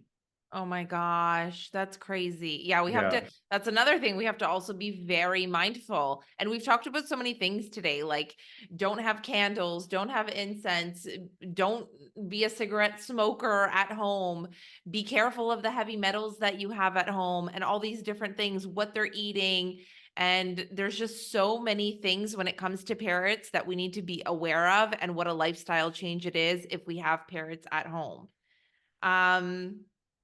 I wanted to also actually before I ask my next few questions, let everybody know how they can find you also on social media so that they can keep up with you and all the wonderful tips that you share on social media, and how they can sign up for courses, because I know you also offer courses. Yeah, most of my marketing we do by Instagram. Okay, Okay. I built one new Instagram page last year. Is the Avian Medicine, avian.medicine, where I put all the posts in English. I have another older Instagram page that's similar, but is in Portuguese. So I built last year this Instagram page where I put all the posts and everything about the course is there. And also we have this free course, how to identify a sick bird. Is free. Just you go there and join. We send you the link automatically, and it's a very important course. And we are, I'm probably next week I will finish one special online course about parrot nutrition to explain the people a lot of things that we spoke today. I explain the people with more details about things, how to wash the fruit, these details, what is a balanced diet, everything that we spoke today. I Yeah. speak in the course with more details, and mainly how to do a safe food transition, because it's the biggest problem to the Yeah. people. Many people I received in the clinic, they complain, doctor, I bought these pellets before, but my parrot refused. But the problem is the people have a lot of difficulty how to do the transition. So discuss the main class is how to do a safe and fast transition for your bird. And we speak about everything that we spoke today about the details of food poisoning, risk of contamination, the risk of a very veggie diet, risk of seed diet, about everything. Amazing. And if someone wants to sign up for these courses, they can just go to your Instagram and the links are in your bio. Yeah, For the soon, courses. probably in 2 weeks, we'll start to put in the Instagram marketing about this course for the people start to Okay. join. And what's the website, just for anybody who's listening? The website is Avian Medicine Course.com. Okay, perfect. Beautiful. All right, we're going to wrap things up very shortly. I just wanted to go back quickly to the sensitivity of their stomachs and how we were talking about their digestive system and all that, because I recently saw that you also posted a series on your Instagram about a macaw that came to you that you had to perform surgery on because Alex, yeah. Alex ate food that was too hot. And Yeah. I want you to talk a little bit about and just remind everybody why the temperature of your food that you're serving your parrot is so important. Never serve hot, because what can happen? And here, unfortunately, is a common problem. In the week that I did the surgery for Alex, was last week, I did another surgery for one Alexandrine parakeet. Oh my gosh, because their crop burned from eating food that was too hot. Yeah. Parrots don't need to eat hot food. Here, I don't know if you know, Emirates receive the biggest quantity of birds in the world. Oh my gosh. It's I crazy. didn't Thinking know about that. Falcon market, a parrot market. I was in a conference in February. Every year we have a avian medicine conference here in Dubai, and one of the presentations, the vet was speaking about this, that UAE receives, comparing all the countries, receives the biggest quantity per year of birds in the world. Oh my God. Falcons from Europe and parrots from everywhere, from Europe, from Asia, from South Africa. We receive animals from everywhere. The bird market here is very big, Oh very my big. gosh. The people here, they love birds. They love birds. And why are they feeding them hot food? Yeah, and many birds, they arrive in the country chicks already, and the people sell the chicks receiving hand food. I don't like. It's very dangerous. Yeah. So yeah, but they sell, and many people they have no knowledge, and some people they put the chicks to their kids to treat.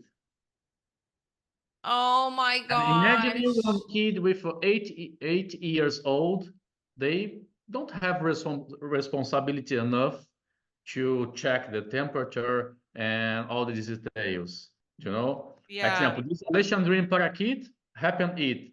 The guy bought the chick for his smaller brother, and the small guy, the kid, was responsible to prepare the food and So burn it's the formula that they're preparing that's yeah, hot, it's and they're not hot. checking the temperature, and they're inserting it into the crop, Yeah, they and that's forget. what's burning their crop. Yeah. Mainly because microwave. Because microwave, when we put something in liquid inside the microwave, we can see different areas with different temperatures. Sometimes outside is not so hot, but inside is very hot. Yeah. And what do people do? The people prepare the hand feeding and put in the microwave. Never. We have First, we have to prepare the water, put the water in the perfect temperature after you mix the powder and you prepare the hand feeding food. This is very important because also if you prepare the food and put in the microwave, we know that the microwave also can destroy a lot of nutrients. Yes. Exactly. And so it's not good. And if you have a chick at home, buy one simple food thermometer. Yeah, exactly. Easy. Everywhere you can find Amazon, everywhere. Yeah. Check, finish the problem. Yeah, A very simple absolutely. problem that we can prevent, but when the bird gets burned, a burnt crop is a nightmare. Is a Oh my nightmare. gosh. And I know that you performed surgery on Alex. What is it like performing surgery on a parrot? Like they're so small and I feel like they're so delicate. Like, is it hard? Like I'm sure it's hard, but like is it stressful for you when you have to perform surgery? And like is it also, a risk to put a parrot like to sleep? Or is there specific dosages to make sure that they're okay? Yeah, always anesthesia, there is a risk, Okay. even for humans. Yeah. Okay, Yeah. but we have to work to reduce the risks. Yeah. Okay, so what is very important? Uh, we have to give stability for stabilize our patient before anesthesia.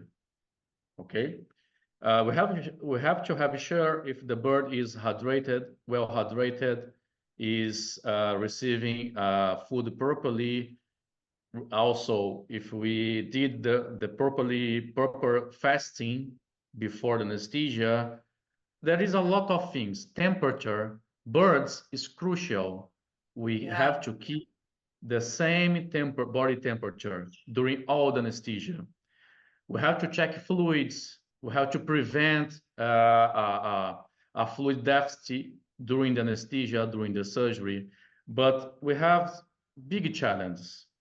We are working with birds. We are working with parrots. The anatomy wasn't made to receive fluids like we do for dogs, like we do for humans. Yeah. Also, the monitoring.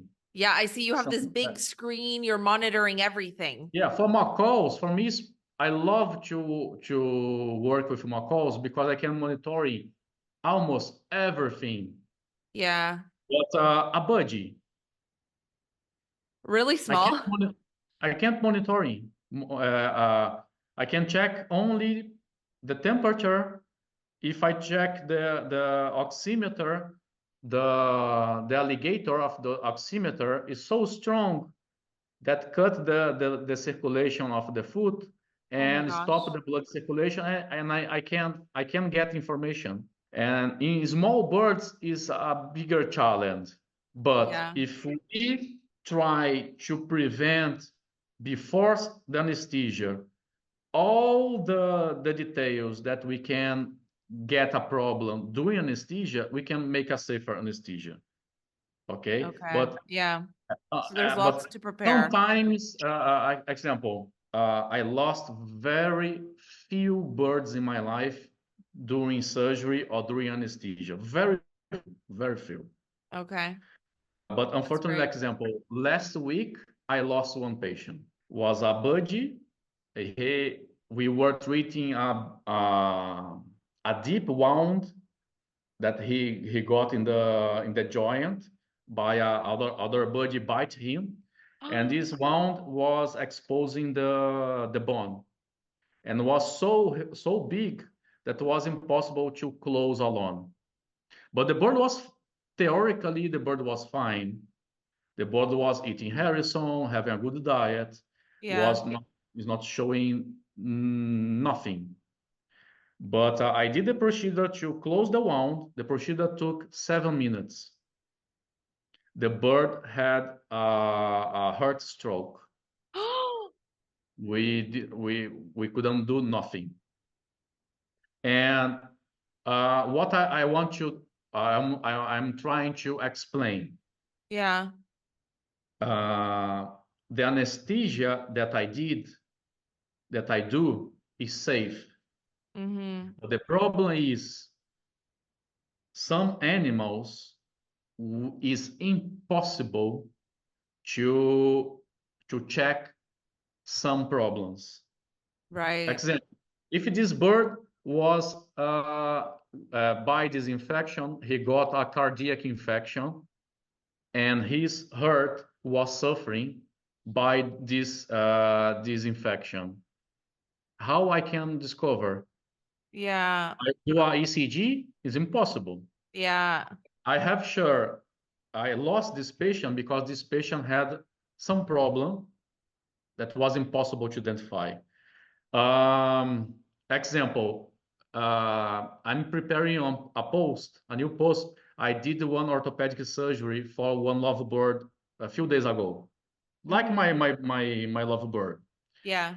Did X-ray. It's the guy that the owner didn't see him in the sofa, and she sit on the bird. Oh my This gosh. bird was eating seeds. When I took the X-ray, the liver was very big. Okay, so patients with big liver, we can't think about anesthesia.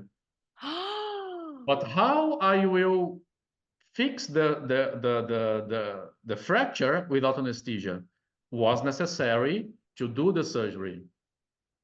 I did the surgery. I did all the preventive care. I fixed the fracture and done. I did the surgery. The surgery took around 1 hour, and the bird's alive. The bird went to home yesterday. Okay. So it's very You know? individual for the birds. Yeah, yeah. It's not individual. If the bird, for example, for I lose my one patient using the protocol that I do, I have sure the bird has some problem. Another example, some days, 2 weeks ago, I received a macaw with egg biting. The egg was stuck inside the cloaca, Oh my gosh. and she was very weak, very bad. And when I spoke with the breeder, he told me that because he was traveling, maybe the egg was stuck for 20 days. Oh my gosh. And I received the bird. I did the intensive care. And when we have birds with egg biting, we do some steps. The first step is to stabilize the patient. Cut the pain, replace calcium, give food, give fluids, give special vitamins, give the necessary medicines to cover the problem. After 2 days, after 24 hours, if the bird can't release the egg, I have to do the procedure to help to remove the egg. And was necessary. She couldn't expulse the egg. I did the surgery. I removed the egg. The bird survived. The bird went to home. After 2 days, the bird passed away. And the owner called me, Doctor, the macaw passed away. I said, please bring the body immediately to me. When I lose a patient, always I try to understand the cause of the death. I did necropsy. For me, that I am an avian vet, was a disgusting necropsy.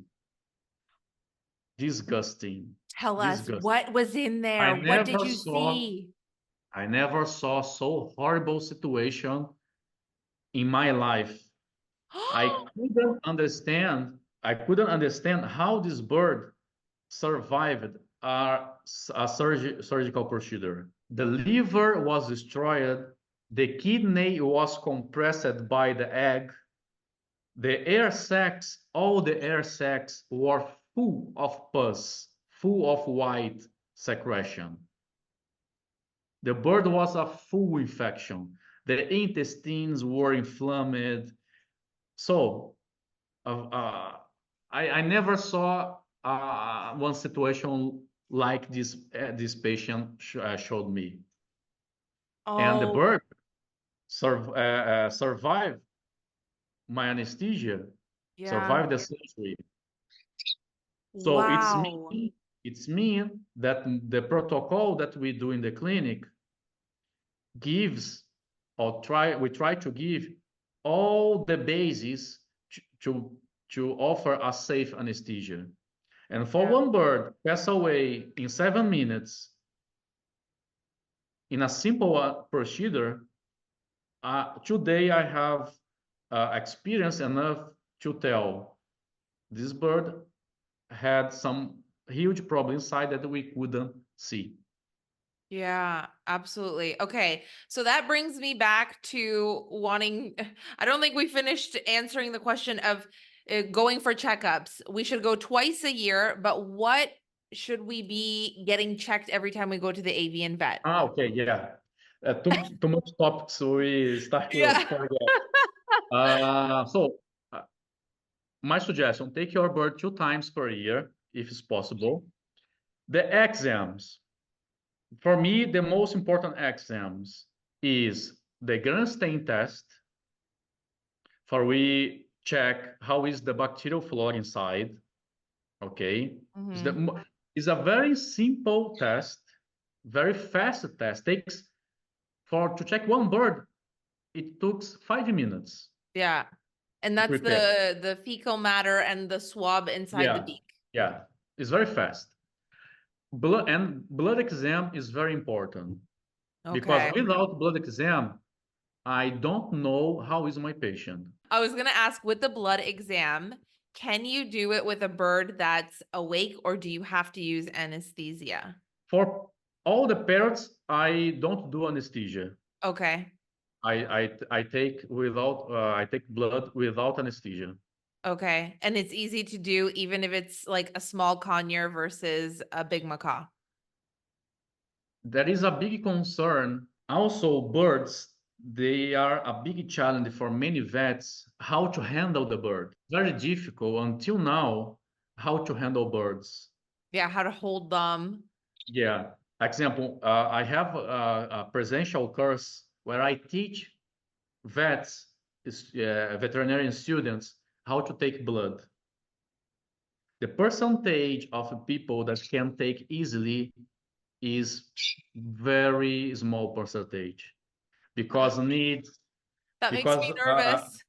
yeah, because needs also ability. You need to have hand skills. You have to have common sense how to handle safely and remove blood.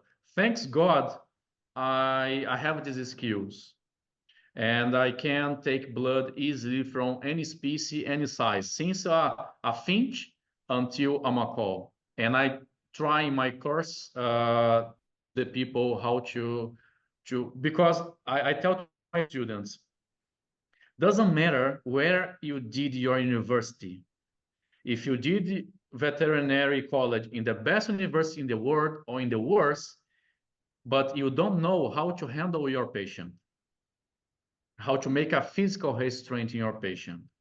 Because if you do a wrong physical restraint, your patient is having a terror movie in your hands. So I tell them, imagine one patient hospitalized with you, and every day you have to catch the patient 2, 3, 4 times per day, and all the times where the bird is in your hands, the bird is suffering, is getting Yeah. stressed, is feeling fear, is feeling pain. You will kill your patient Oh my by God. stress. Example, imagine one child with 3 years old, 2 years old that needs to be hospitalized without their mom, alone, and Stressful. strange people trying to hold the child, trying to take blood, pressing, making pain. How is this? How be this child after 7 days of hospitalization? Yeah. It's a terrible movie, and birds they suffer the same. Yeah. An example, when many people they need 2, 3 people to handle a bird and take blood. Yeah. It's, it's too much. So Yeah. there is some special techniques that we can apply in our patients to reduce the stress and take blood, take other samples, do any clinical procedure in a safest way and respecting the patient. The patient don't feel in pain or the less stress possible. I love that. Yeah. And without Very important. anesthesia as well. Yeah. Yeah. Okay. So, blood work.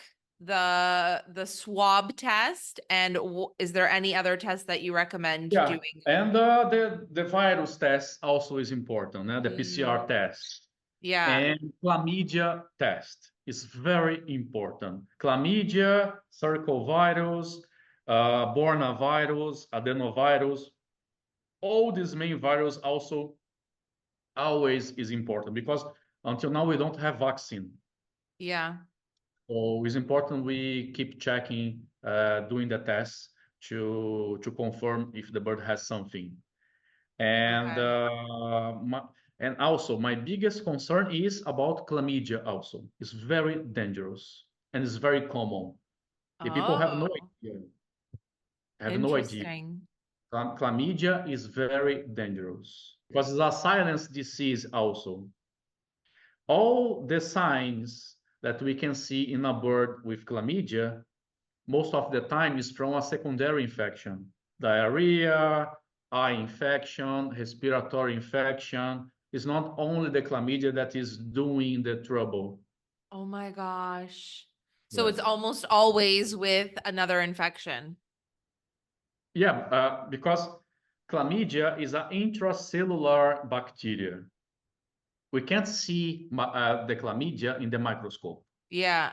But to Okay. do special tests like PCR test, ELISA test to Yeah. confirm. Okay, so by a simple exams we can see, and because it is very difficult for us to understand what is happening, because the bird comes sick with classic signs of normal bacterial infection, diarrhea, green pea, normal signs. You treat. If the vet is doing a correct treatment, diagnostic, they will collect sample and do a bacterial test to identify the bacteria. We'll find E. coli, we'll find Staphylococcus, Streptococcus. Okay. The exam also tell us the best antibiotic to kill the bacteria. Okay. Something that I'd like we could speak in another podcast Yeah. about bacteria bacterial Antibiotics. antibiotic resistance. Okay. It's a nightmare. It's a nightmare.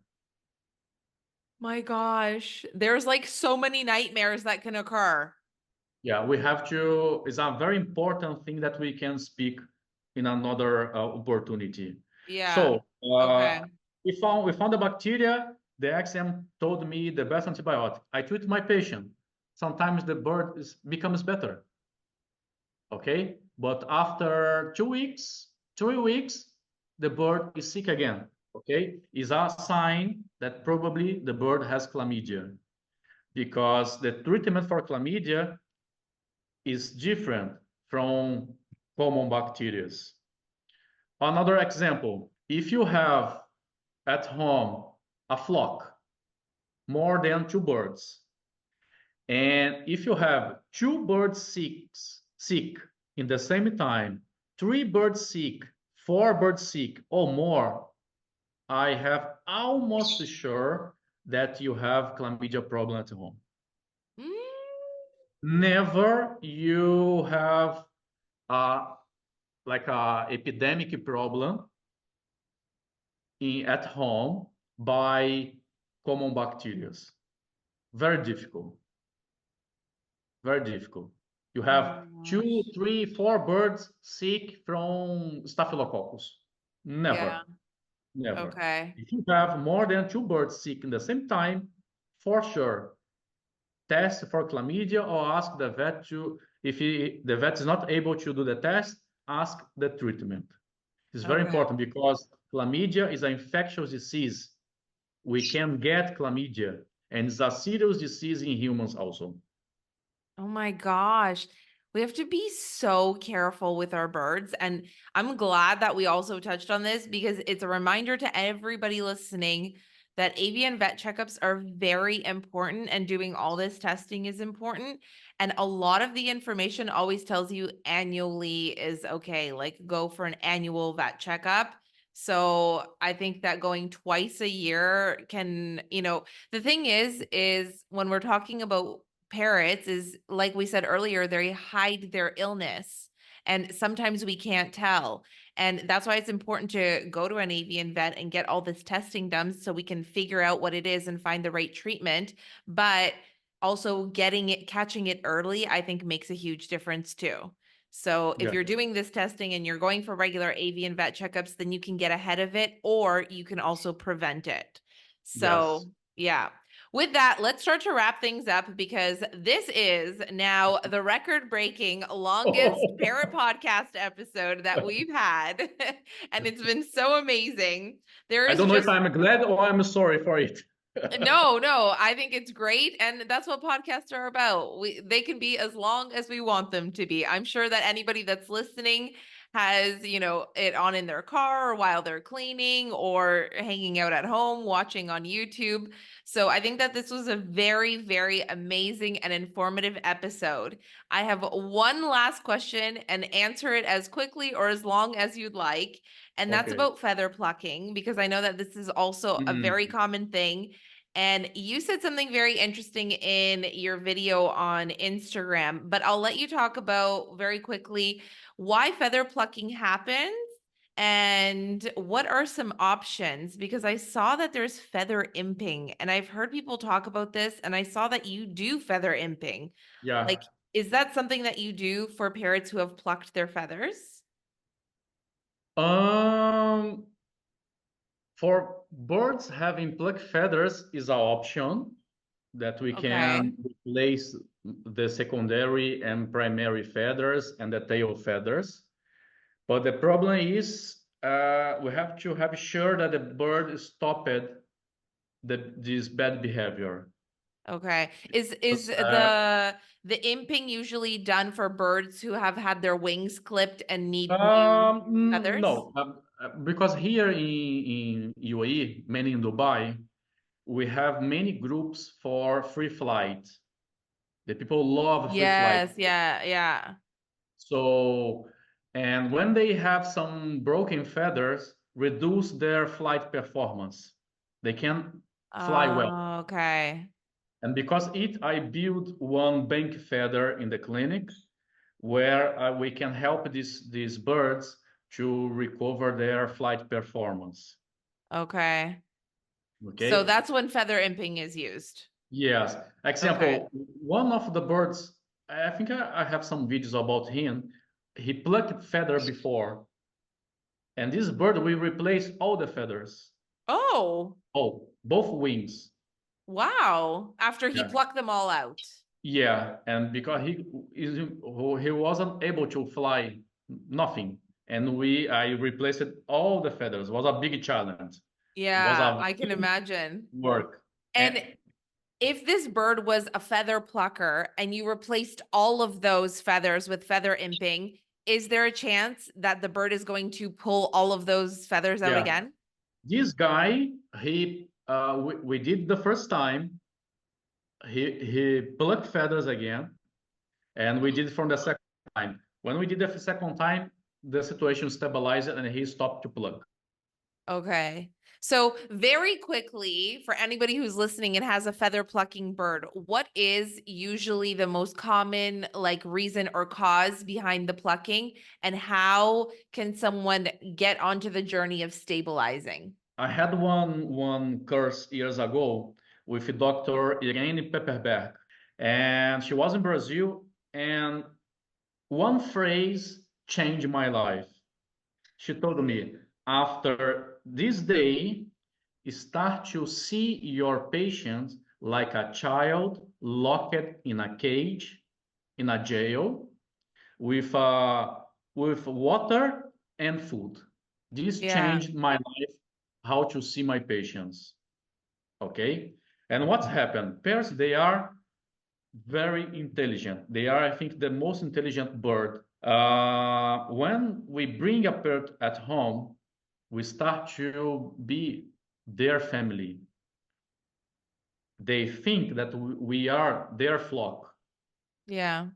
So imagine how is how is his brain seeing all his flock running away, and he is being alone, Yeah. becoming crazy. Yeah.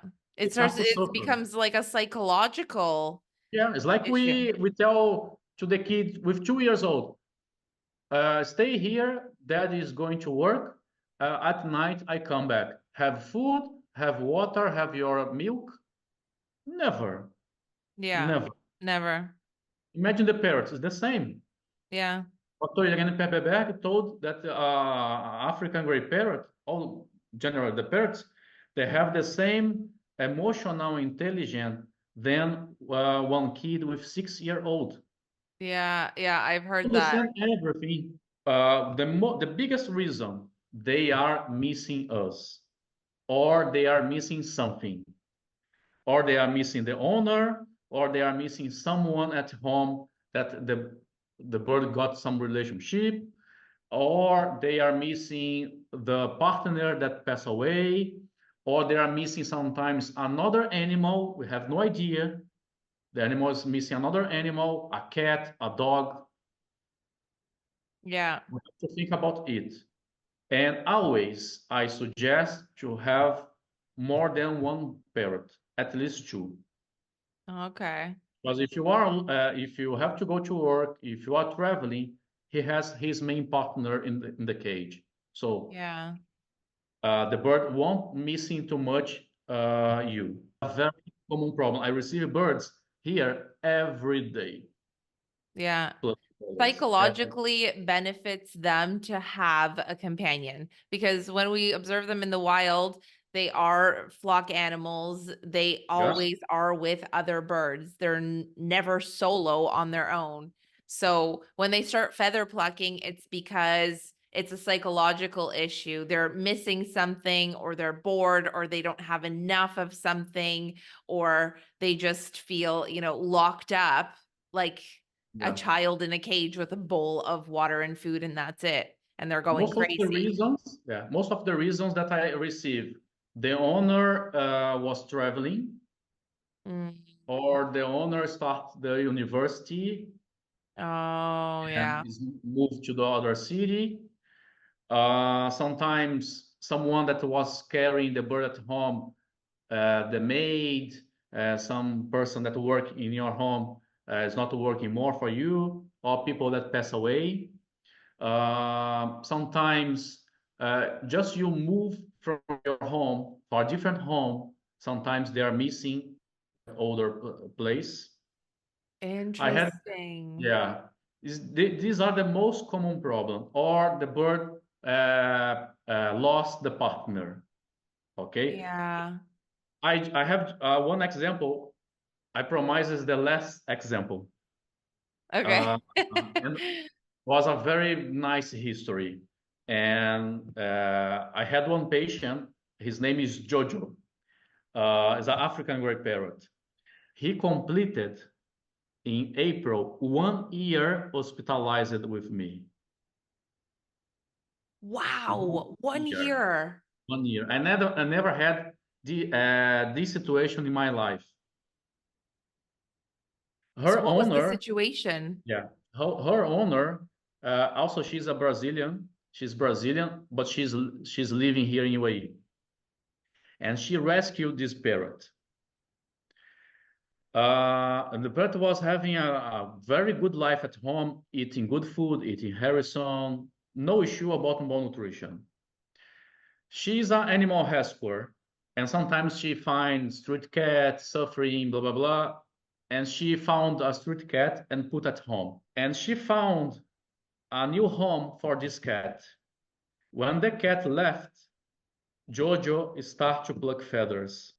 Jojo start to pluck feathers in a situation that he start to remove the skin. And Jojo, there is a particular problem. He has a horrible bacterial flora. He hosts some bacteria that I never saw in my life.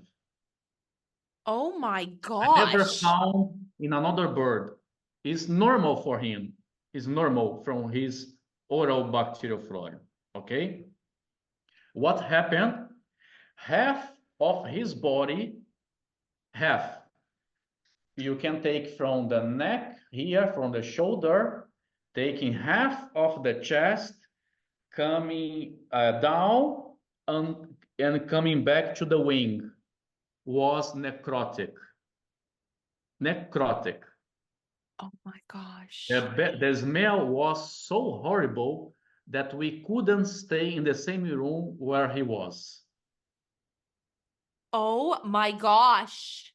And we did the bacterial culture to understand which kind of species the bacteria we were fighting.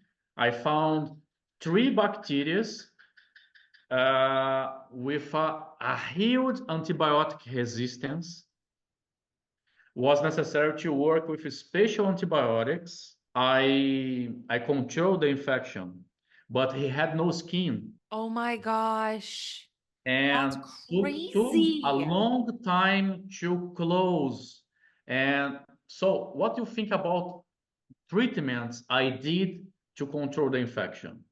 And the Mhm. problem is all the time when he stopped to pluck feathers, but all the time that he was cleaning itself and touched the injury was getting infection again. Oh The my wound was gosh. getting infection again. Could you So put one of those cones? was necessary to keep him with the collar. And so 1 year. And 4 days ago, we got to close all the injury. All. Oh my gosh. And he went to home. That's amazing. Every time you tell a story, I feel like all I say is, oh my gosh, oh my gosh, oh my gosh. Wow. But that's a really long recovery But he was missing a cat. from missing a cat. But you know what? Now I'm wondering if he's going to be missing you because he was with you for a year. What if he Yeah, goes home and no. starts plucking? I hope not. I hope not. But he was enjoying our company. Yeah, Uh, I bet. yeah, we were playing with him every day. He was singing. Sometimes I was taking him to my home. So he was part of our family already. one Oh year, my 1 year, one gosh. year. One And year. thanks God, he has a very lovely and amazing owner, because who is able and has feelings enough to understand the necessity to keep the bird hospitalized 1 year. Yeah. Most of the I people would struggle with that. finish. So I bring you home. You are not doing a good work. So I will do the euthanasia. Finish. Oh no. This is No. what is our reality, you know. Yeah. And no, she was with us, giving support. So was a. I have no words for her. She's amazing. Yeah. It's amazing to hear about like owners like that because really, like you mentioned before, parrots have the intelligence of even a 6-year-old child. So they are very smart and they are also really wonderful and they become a part of our family. And I think that like for me, like I look at me as my daughter. Like she is my family. I would do anything for her and I love her. And you with your patients, you get to see so many different parrots and so many different parrot ownership styles. So you can probably see, the people who really like love their birds and the people who, treat them more as like a pet versus a family member. Yeah, yeah. Yeah. And here, I love to work here in UAE because the Arabs, the love that they have for their parrots is amazing. Is Oh, amazing. They I love love that. parrots. They love.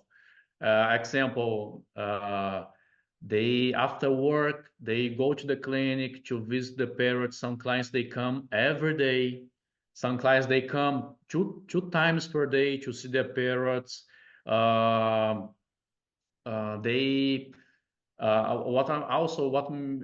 makes me very happy here is they tell doctor, don't worry, save my bird. Yeah. Do what you are able. If you want Do to what do you blood need to do. scan, X-ray, CT scan, orthopedic surgery, do, but save my bird. Yeah. And that's it. I'm living here for 4 years, and for me, I want to work I keep all rest of my life here, because for Oh, me, it's the best place to work with birds. I love that. I love that you have found your place where you want to work with birds. And I also love that you are there for all of these birds because you are such an amazing avian vet. And if we could just like duplicate Dr. Octavio all over the world, please. Yeah, so it's really like just heartwarming to know that you found your place and you really love what you do. And, just in our conversation today, I can tell that you are so passionate about birds and about parrots. And I just really appreciate your time today. And I appreciate everything you do for the birds out there. Thank you. Was a pleasure for me. I was like speaking 10 minutes with you. I didn't feel the time passing too fast. Was passing too fast. Passing too fast. Yeah, I know. It was such a great episode and so much great information. The time just flew. So thank you so much for joining me today. It was so awesome. It's been almost 3 hours. So this is definitely the record-breaking podcast, the longest one we've ever had. And it was jam-packed with lots of great insight and stories. And thank you so much for sharing everything that you did today. Okay, thank you. Thank you. Was a pleasure. Thanks so much for tuning in to the Parrot Podcast. I'm your host, Sandra from Poodles and Parrots. I hope that you enjoyed this episode. Dr. Octavio Lisboa shared so many amazing tips and stories with us today. I think I said, oh my gosh, like 27,000 times.